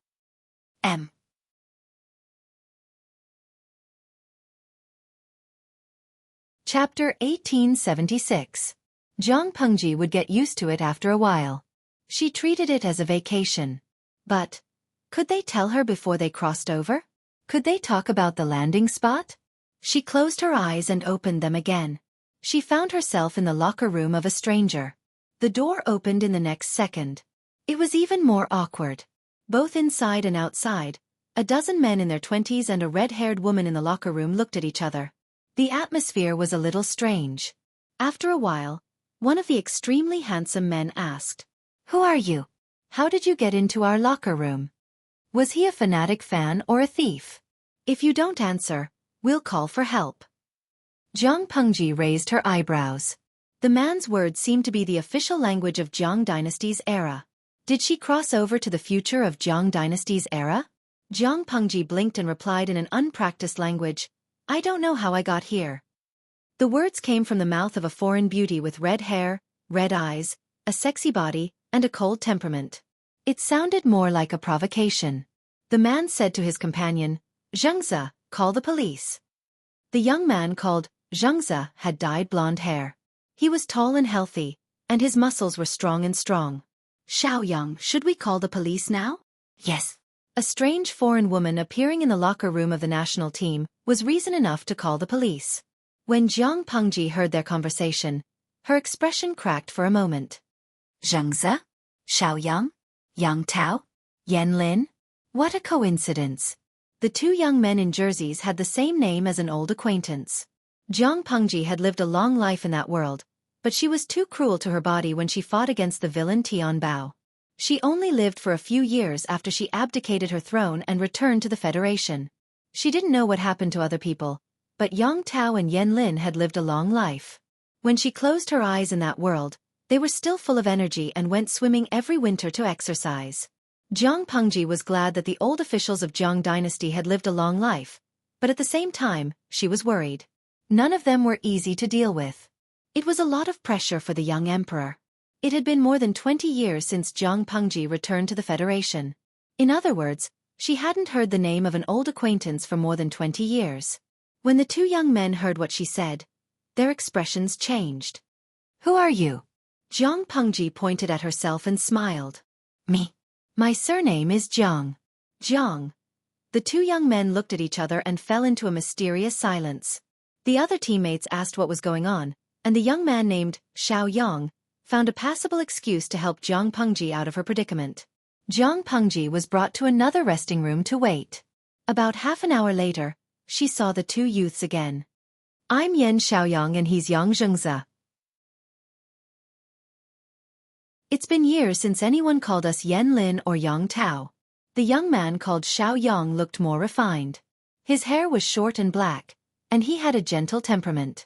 He didn't look like someone who ran on the field at all. Who were you before? Why did he suddenly appear here? You'd better not lie, or we'll really call the police. Jiang Pengji said, My surname is Jiang Pengji. Once again, Yan Lin and Yang Tao fell into silence. The silent atmosphere was only broken when the three of them sat in the private room of the restaurant and served the dishes. Are you really? Emperor Jiang Chen. Jiang Pengji? Jiang Pengji had basically confirmed their identities. Shouldn't you call me your majesty? Whether it was the first or the second time, Yang Tao and Yan Lin had become her subjects, so it was normal for them to call her your majesty. Yan Lin curled his lips. The Jiang dynasty died a long time ago. Yang Tao laughed and teased. The Jiang dynasty is gone, but the royal family is still there. They're still emperors with a constitutional monarchy. As the ancestor of the royal family, Jiang Pengji was addressed respectfully as, Your Majesty, OJ13K. Are you too reincarnated or transmigrated or, Yan Lin said, reincarnated or transmigrated? You know quite a lot. I was born knowing. I guess it's like you forgot to drink Meng Po's soup after reincarnation. Compared to Yan Lin, Yang Tao was more friendly. He said, What's going on, Your Majesty? Why did you suddenly appear in the team's locker room? You gave me a fright just now. Jiang Pengji said, I don't know. I just came out of nowhere without any warning. Yang Tao asked again, Then why are you dressed like this?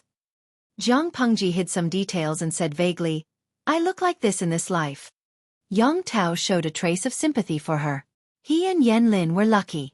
They reincarnated as neighbors, and they were even from respectable families in China. As the founding emperor of the Jiang dynasty, Jiang Pengji reincarnated as a foreigner. What kind of arrangement was that? In this era, there was no such thing as a monarch and a subject. The three of them were old friends who had known each other for decades, so they couldn't help but reminisce about the past. After a long conversation about their experiences in this life, Yang Tao and Yan Lin were completely stunned. You're saying that after your reincarnation, you entered the interstellar era? Are there holographic games? Are there interstellar tours? Yang Tao's heart ached when he heard that. Everyone was born knowing. Why was Jiang Pengji born into the interstellar era? Jiang Pengji scratched her head. There are all of them, but I don't have time to enjoy them. Yang Tao was confused. Why? Could it be that her family was poor after her reincarnation? That couldn't be. Jiang Pengji was so arrogant. She could do well in any era, right? Yan Lin noticed that Jiang Pengji was dressed in a military style. Based on his shallow understanding of the military, Jiang Pengji did not look like a regular soldier. She was a marshal of the Federation. She was a marshal of the Federation. Yang Tao asked, What's the rank of a marshal of the Federation? Jiang Pengji rested her chin on her hand. There are 10 armies under the marshal. Each army is responsible for the deployment and defense of the Federation's troops. Yang Tao was speechless. That was the end of their friendship. Everyone was born knowing, so why was she doing so well? Otherwise, that was why she was the emperor in her previous life instead of Yang Tao. Under Yang Tao's strong request, Jiang Pengji showed him her wrist AI and all kinds of cool functions. Yang Tao was envious. He slumped in his chair like a salted fish. Xiaoyang, I don't want to play football and conquer the world. I want to play holographic games and be an esports god. Yan Lin was speechless. Jiang Pengji was speechless. Speaking of which, she had no idea why Yan Lin and Yang Tao were playing football. Yan Lin said, He wanted to be a swimmer, but he was poached by a football scout to be a soccer player. What about you? Yang Tao was a restless person. It was normal for him to run and jump around, but Yan Lin didn't look like he would like to play football. Yan Lin said, "I'm the goalkeeper." As long as he was on the field, he would do his best to help Yang Tao defend the goal. Zhang Pengji was speechless. Yan Lin face-bombed. I was so stupid. I didn't want to inherit the family business. I had to play along with him. Wasn't it good to be a domineering CEO? He wore a suit every day, appeared in financial magazines, and took over a business empire that was worth billions. But he just couldn't control his own hands and feet. In his previous life, he had been Yang Tao's nanny for 50 or 60 years. In this life, he was his neighbor and had to clean up after him. Yan Lin suspected that he had been cursed. He had become a ghost. Even if he reincarnated, he wouldn't let go of his nanny. The only good thing was, Yang Tao had a sister in this life, and she was Yan Lin's girlfriend. Zhang Pengji couldn't help but say, they're not real brothers, but they're like real brothers. Yan Lin curled his lips. Forget it. I can't even bear to look at the word, brothers. She didn't know what the kids in the future thought. They wrote about Yan Lin and Yang Tao every day. They were straight men. Yan Lin couldn't help but doubt his life. Was he that gay in his previous life? Luckily, he still liked Yang Tao's sister. That was for sure. Zhang Pengji was speechless. Yang Tao couldn't help but laugh. He took out his phone and searched for Zhang Pengji. Kids in this era are so funny. When Yang Tao was bored, he liked to read all kinds of novels from the Zhang dynasty. Looking at the familiar characters in the novels shouting themselves hoarse for love and saying, "How can you be so heartless, so cold, and so unreasonable?" For love, he could be happy for the whole day. It was simply a cure. The source of his happiness. Yan Lin suddenly said, I think they gave me too little homework. I should have written more essays back then. As one of the famous people of the Zhang dynasty, Yan Lin's writing was a regular in textbooks. He read and recited the whole text.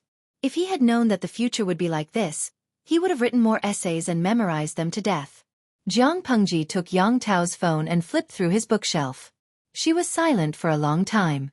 Yang Tao had a very good habit. He liked to categorize things. He set up a bookshelf for each protagonist.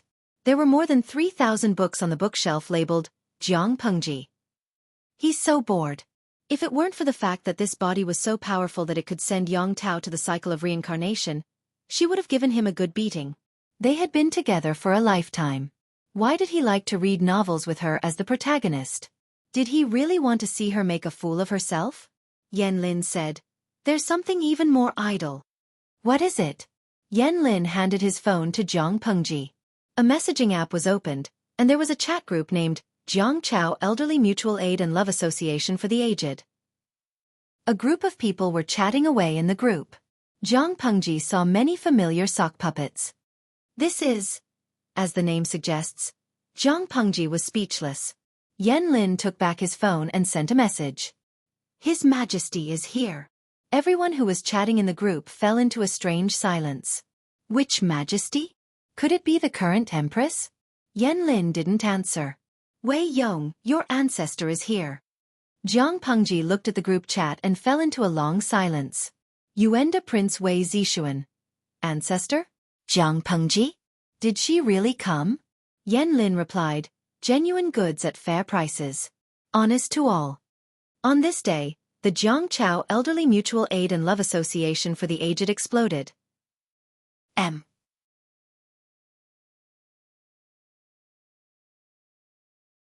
Chapter 1877. Zhang Pengji looked at the group chat and couldn't help but look at Yan Lin. The people in the group. Do you mean, they all forgot to drink Meng Po's soup? Yan Lin's face was solemn. If hell really exists and Meng Po's soup exists, then either Meng Po neglected her duty or she sold fake medicine. Zhangza and I were born knowing each other. We met when our families visited each other with our children. Coincidentally, I found out that there were so many people I knew. The others were either the same, or something triggered their memories and restored their past lives. Coincidences? Yan Lin said, people who passed away hundreds of years ago have returned to this world. It sounds like they were possessed and talking nonsense. Zhengze and I didn't want to be estranged from our parents in this life, so we tried our best to keep it a secret and pretend that we forgot to drink Mengpo's soup. Except for our memories, we are no different from ordinary people. But it's not easy to cover up our past lives. Sooner or later, we'll find out. You found out? Yan Lin couldn't help but look proud. He raised his eyebrows. No, we found someone else. Who? Yang Tao showed Jiang Pengji a photo. Your Majesty, can you guess who they are?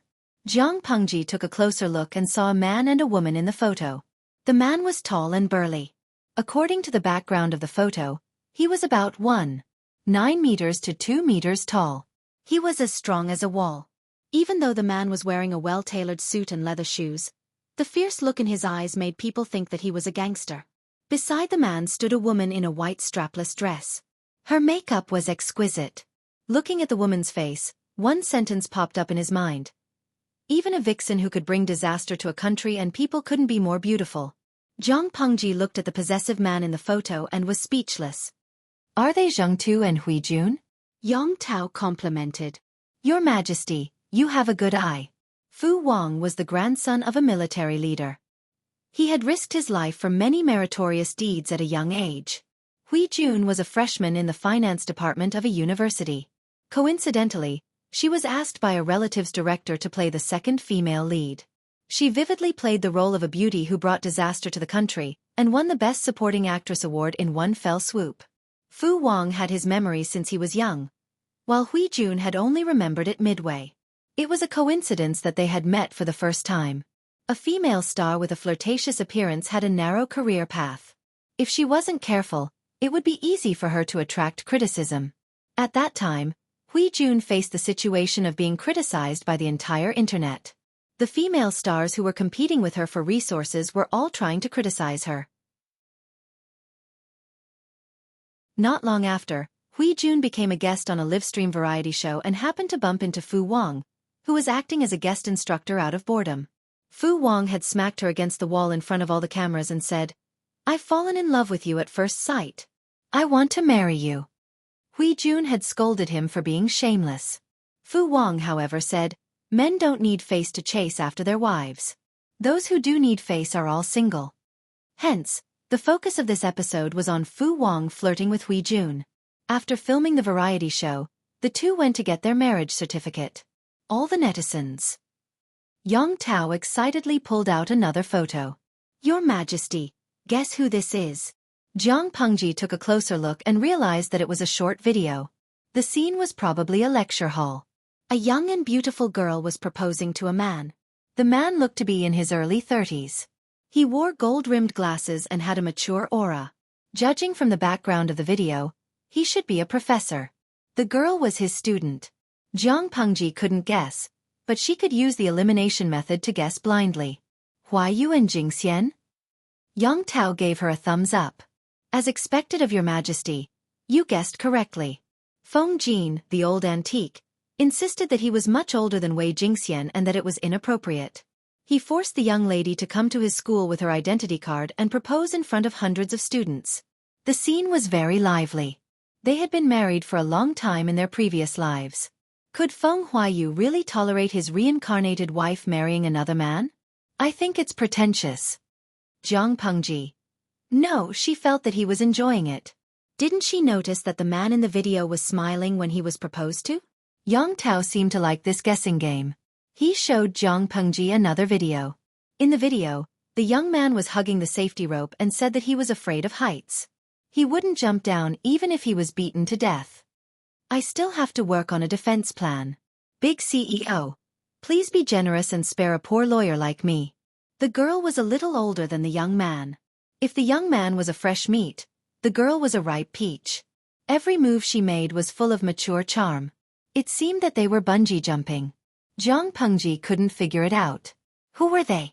Even Han Yu wasn't that timid. Yang Tao said, "It's Han Wenbin and Mi Chu." They only remembered their previous lives after they got married. Jiang Pengji couldn't help but roll her eyes. She knew that Han Yu and Mi Chu were a married couple who didn't get married in the first place. They didn't look like a married couple at all. How did they end up together in this life? Yang Tao explained. Wenbin was a young lawyer who had just graduated not long ago. He helped someone in a lawsuit and won. Big Boss Me took a fancy to him. Big Boss said, I can lose the lawsuit, but I have to sleep with this person. I want to sleep with him at first sight. TSK. Wenbin's face in this life is worse than in his previous life. Isn't it good to be in the entertainment circle? Why did he have to go down the road of no return? This was the story of a domineering female CEO who forced herself on a young lawyer. It originated from the lust in the court. If Han Yu went to the entertainment circle, he would probably be a sugar daddy's sugar daddy. Jiang Pengji put her hand on her forehead. Who else? Yang Tao pulled out a wedding photo from the album. Jiang Pengji recognized who they were at first sight. Han Mei and Warner? Did they forget to drink Meng Po's soup? Or did they buy a batch of fake Meng Po's soup? Yang Tao smiled. Isn't it obvious? I can recognize them at first sight. Jiang Pengji was speechless. Li Yun's face was exactly the same as it was in her previous life. Only a blind man could not recognize him.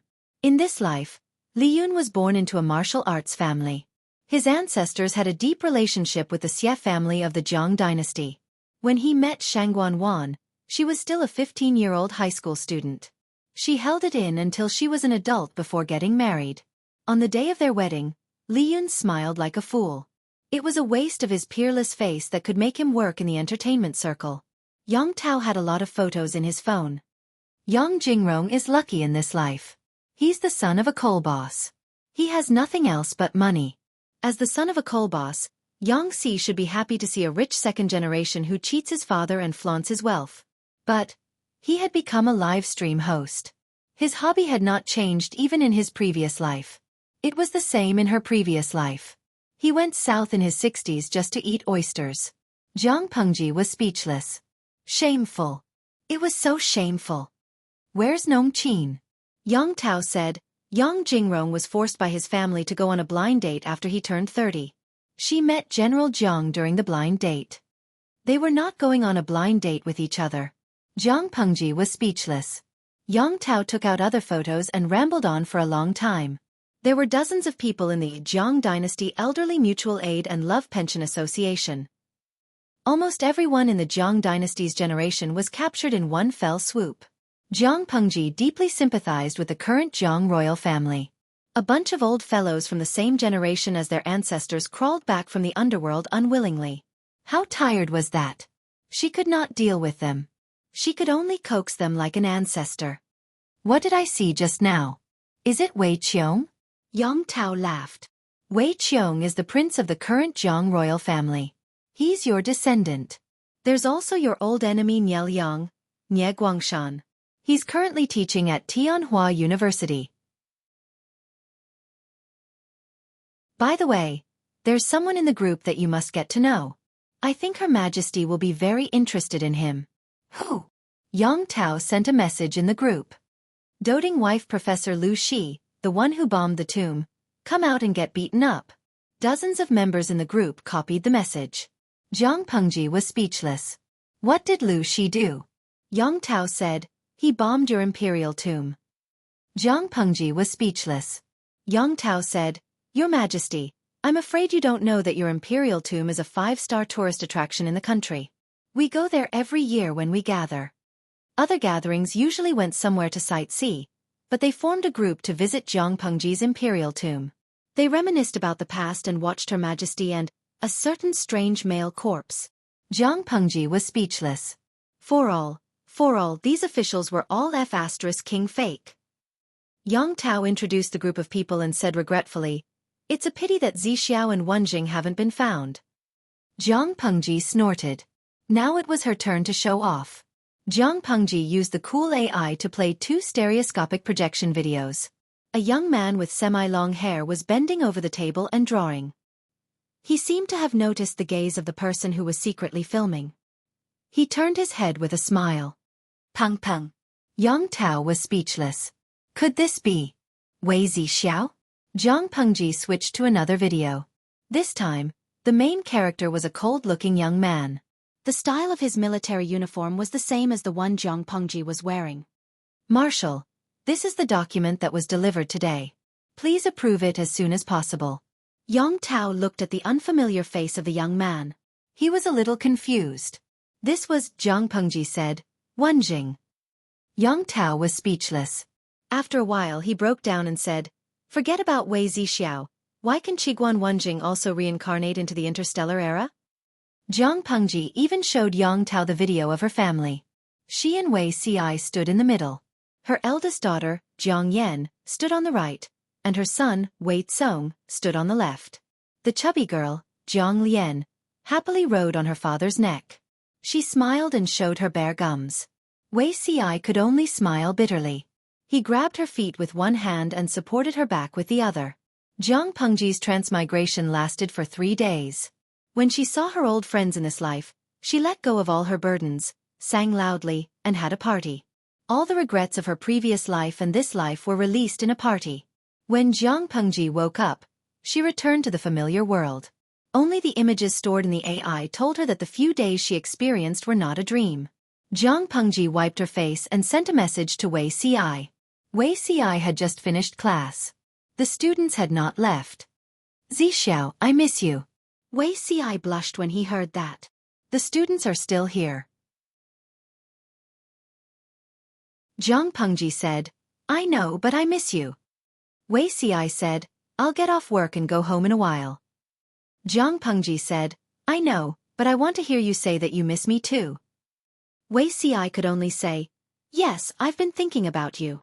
The students were speechless. A few hours later, the 2 topics were trending. Hashtag what did we do wrong? Why does Marshall feed us dog food every few days? Hashtag the federal conspiracy to urge marriage. Hashtag.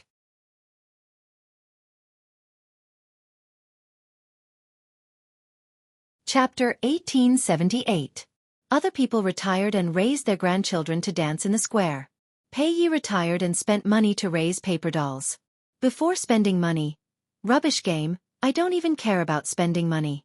After spending money. So good. Not only can I spend money, but I can also work. Raising paper dolls can cultivate one's character and enrich one's boring life after retirement. Not only can they have feelings, but they can also. P.S. The new book is fat and ready to be slaughtered. P.S. The new book will be released on March 1st. I'll need everyone's monthly support then. Thanks, Omega. The following was the first chapter of the new book. The room was simply furnished and dark. Only the screen in the study flickered with a faint blue light. Occasionally, one could hear the beeping sound of a message notification. At that moment, light footsteps came from the kitchen and a figure gradually became clear. Beep beep beep. The message notification sounded again. That person took a step and appeared in the study like a wisp of green smoke. She was so fast that she left behind a series of afterimages. She took a sip of her freshly brewed instant drink and placed the panda mug on the study table. Her fingers slid across the virtual screen. Pei Yi, are you there? Are you there, Pei Yi? Grandma Pei, this is an urgent matter. Don't play dead. Grandpa Pei, I'll call you Grandpa, okay? Reply when you see this message or I'll hack your AI. Pei Yi, come out, Pei Yi. I know you're online. Don't hide behind the screen and keep quiet. I know you're peeping. The time at the bottom right corner was ticking by the second. Pei Yi read through her increasingly agitated friend's message. Her expression was as calm as still water. Her friend begged her grandfather and grandmother to compromise in despair. There were more than 200 messages in a row. Pei Yi skipped over the useless chatter in the middle and went straight to the last few messages. Grandma Pei, you're so calm. I admit defeat. I'm impressed. Her friend's attitude gradually softened. I have something to ask of you. Aren't you very free recently? Help me take care of a child. Everything can be discussed after it's done. It's not convenient for outsiders to know about this child's existence. After thinking about it, I can only ask you to take care of it. I know you don't know how to take care of children, so I specially designed an idiot-style nurturing app for the little guy. You just have to take care of him. It's completely effortless. I still have something to do. Talk to you later. Friend XXX has sent you a document offline. Please check it. His actions were swift, as if he was selling a hot potato. Pei Yi stared at these words and hesitated for a while. In the end, he still chose to accept it. Her posture changed from a proper sitting posture to a lazy and decadent reclining posture. She crossed her long legs and leaned against the corner of the desk, humming a popular local folk song. Downloading, installing, and opening the app. It was done in one go. A second later, the intelligent system screen turned black with a pause sound, slowly revealing a gorgeous pink sea of stars. The sea of stars moved closer to the center of the AI screen, forming a pink vortex. Not long after, the pink vortex condensed into a cute pink heart that simulated 3 heartbeats. What's the point of designing such a flashy app for? As he spoke, the heart suddenly exploded, turning into flowing pink light that converged into 4 big words. Love and raising children, Pei Yi. Not only was the design flashy, but it was also plagiarized. Playing this kind of game would lower one's style. She casually took the snacks piled up in the corner of the study, tore open the biodegradable paper packaging, and took out potato chips to eat. As she waited, the long scene animation finally ended, and an even more flashy logo popped up. It was clearly an app that was privately made. The creator even designed a series of disclaimers for this app, requiring Pei Yi to sign the disclaimer before she could enter the game.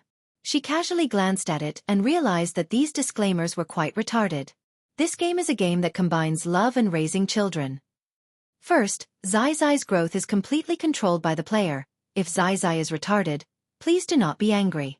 Reflect on yourself 3 times a day, find problems from yourself, and reject domestic violence. Zai Zai's growth requires the player's full participation, so please treat it seriously. Do not be lazy. Second, Zai Zai's emotions are very sensitive, please pay attention to the changes in its mood. Third, Zai Zai has made a mistake. Please focus on guidance and do not use vulgarities. Fourth, once this game is activated, it will be bound for life and cannot be destroyed or discarded. Lastly, Heavenly Brain reserves the right to explain everything. Hit me if you're unhappy. Pei Yi was speechless. She wanted to buy a ticket to the central planet right now and destroy that guy's nest. Why did he have to be coquettish in front of her? Pei Yi did not look at these retarded terms in detail. She clicked agree at the end, signed her name according to the procedure, and bound the account. As the melodious background music played, the game finally began. Pei Yi casually clicked, skipping the boring tutorial for new players. Compared to the fancy animation and logo, the game interface was surprisingly simple. The screen showed a simple room. The 4 walls were all grayish-white, a closed frosted window, a closed door, a wooden table, a wooden stool, and a fancy egg on the wooden stool. There was nothing else. The egg was really fancy, with a rough count of more than 20 colors, as messy as a child's doodle. She poked the egg, and a name box popped up on the screen. Please name Zai Zai or your lover. Since it's called Zai Zai, let's call it Zai Zai. This game setting really made her speechless. She was not a paper lover, so there was no way she would treat the paper people in the app as her partner, let alone her lover. Raising a child and a lover, wasn't it the same as raising a child and selling it? Too heavy. Underscore, smiley face, angle. Underscore. Naming successful. After the system notification ended, 2 small words appeared on the head of the egg. Zai Zai. Pei Yi explored the functions of the various buttons, and the system prompted her to choose an ID for the account. After thinking for a moment, your Abba was born. If the egg was equipped with a title, the small words on the head would become, your Abba Zai Zai. She poked at the various icons while studying the meaning of them. How dare they make such a simple game? It won't even make a splash on the market. Ever since Pei Yi retired from the Federal Army, she had been addicted to games. She had dabbled in action, adventure, simulation, role-playing, and casual games. Among them, she mainly played popular pay-to-win games.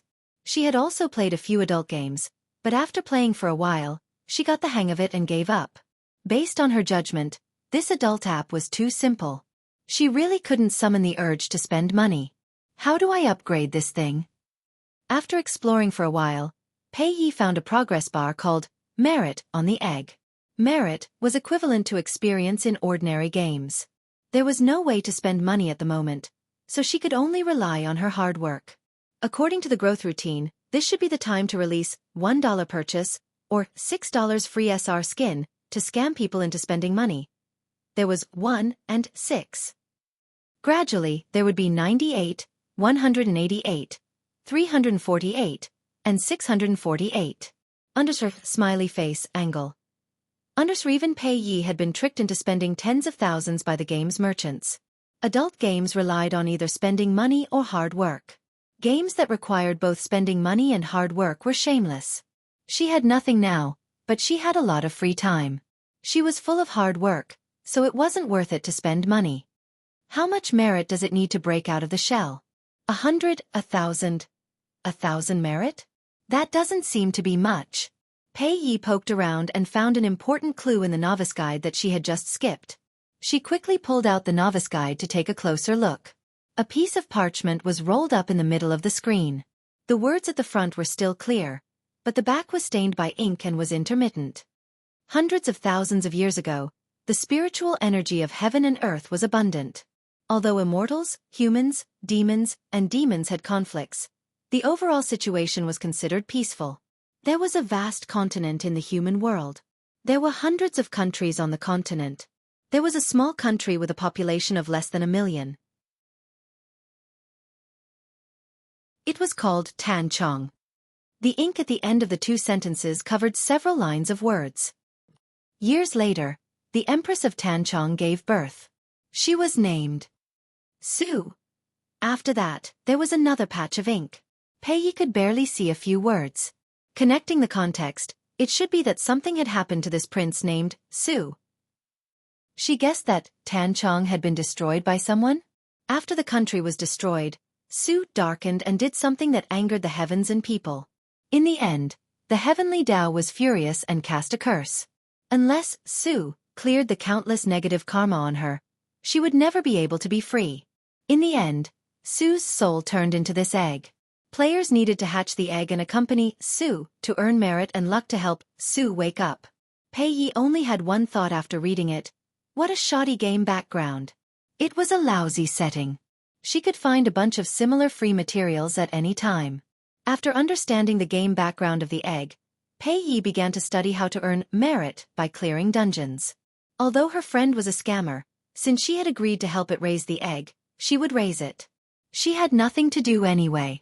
There was no difference between being addicted to online games and games. It could kill time. The dungeon entrance was very easy to find. There was a flashy skull button on the top right corner of the screen. The word dungeon was written on it. She clicked on it and a long roll of parchment appeared on the screen. The parchment was a little old, and the corners were a little yellowish-brown. Apart from the first dungeon that was lit up, the others were locked. They were gray and could not be opened. She could only click on the dungeon introduction at the top. She almost went blind when she saw it. Why did a 70-year-old woman die tragically on the streets? Why did hundreds of sows scream every night? Why did the condoms in the convenience store get stolen?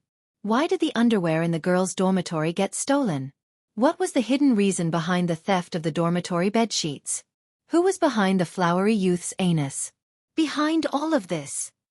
Was it the distortion of human nature or the degeneration of morals? Please pay attention to this dungeon channel. Let your Abba lead us into the hearts of demons and ghosts to explore the unknown world. Curiosity made her click on it. Her survival instinct made her want to close the interface. What kind of lousy thing is this? For all. Pei Yi felt like her IQ was being rubbed against the ground by her friend. She wanted to uninstall the game, but this lousy game was toxic. The interface actually froze at this moment. She even swiped to enter dungeon. There's such a thing? She didn't believe that her AI would even freeze when running the app, unless someone was secretly playing tricks. For example, the creator of this app. Pei Yi locked onto the suspect, and several notifications popped up on the screen. Prepare to enter dungeon. Player, please get ready. Countdown 3. Countdown 2. Countdown 1. Enter dungeon. Have fun. The melodious sound of the game rang. Before Pei Yi could react, her vision suddenly turned black, and she lost consciousness. Before she lost consciousness, She vaguely heard her friend's mocking laughter. All interpretation rights belong to Heavenly Brain. Hit me if you're not convinced. You're tuning in to the Xueqi's Martial Arts Saga YouTube channel. Don't forget to subscribe and join us on this journey to catch the most captivating stories.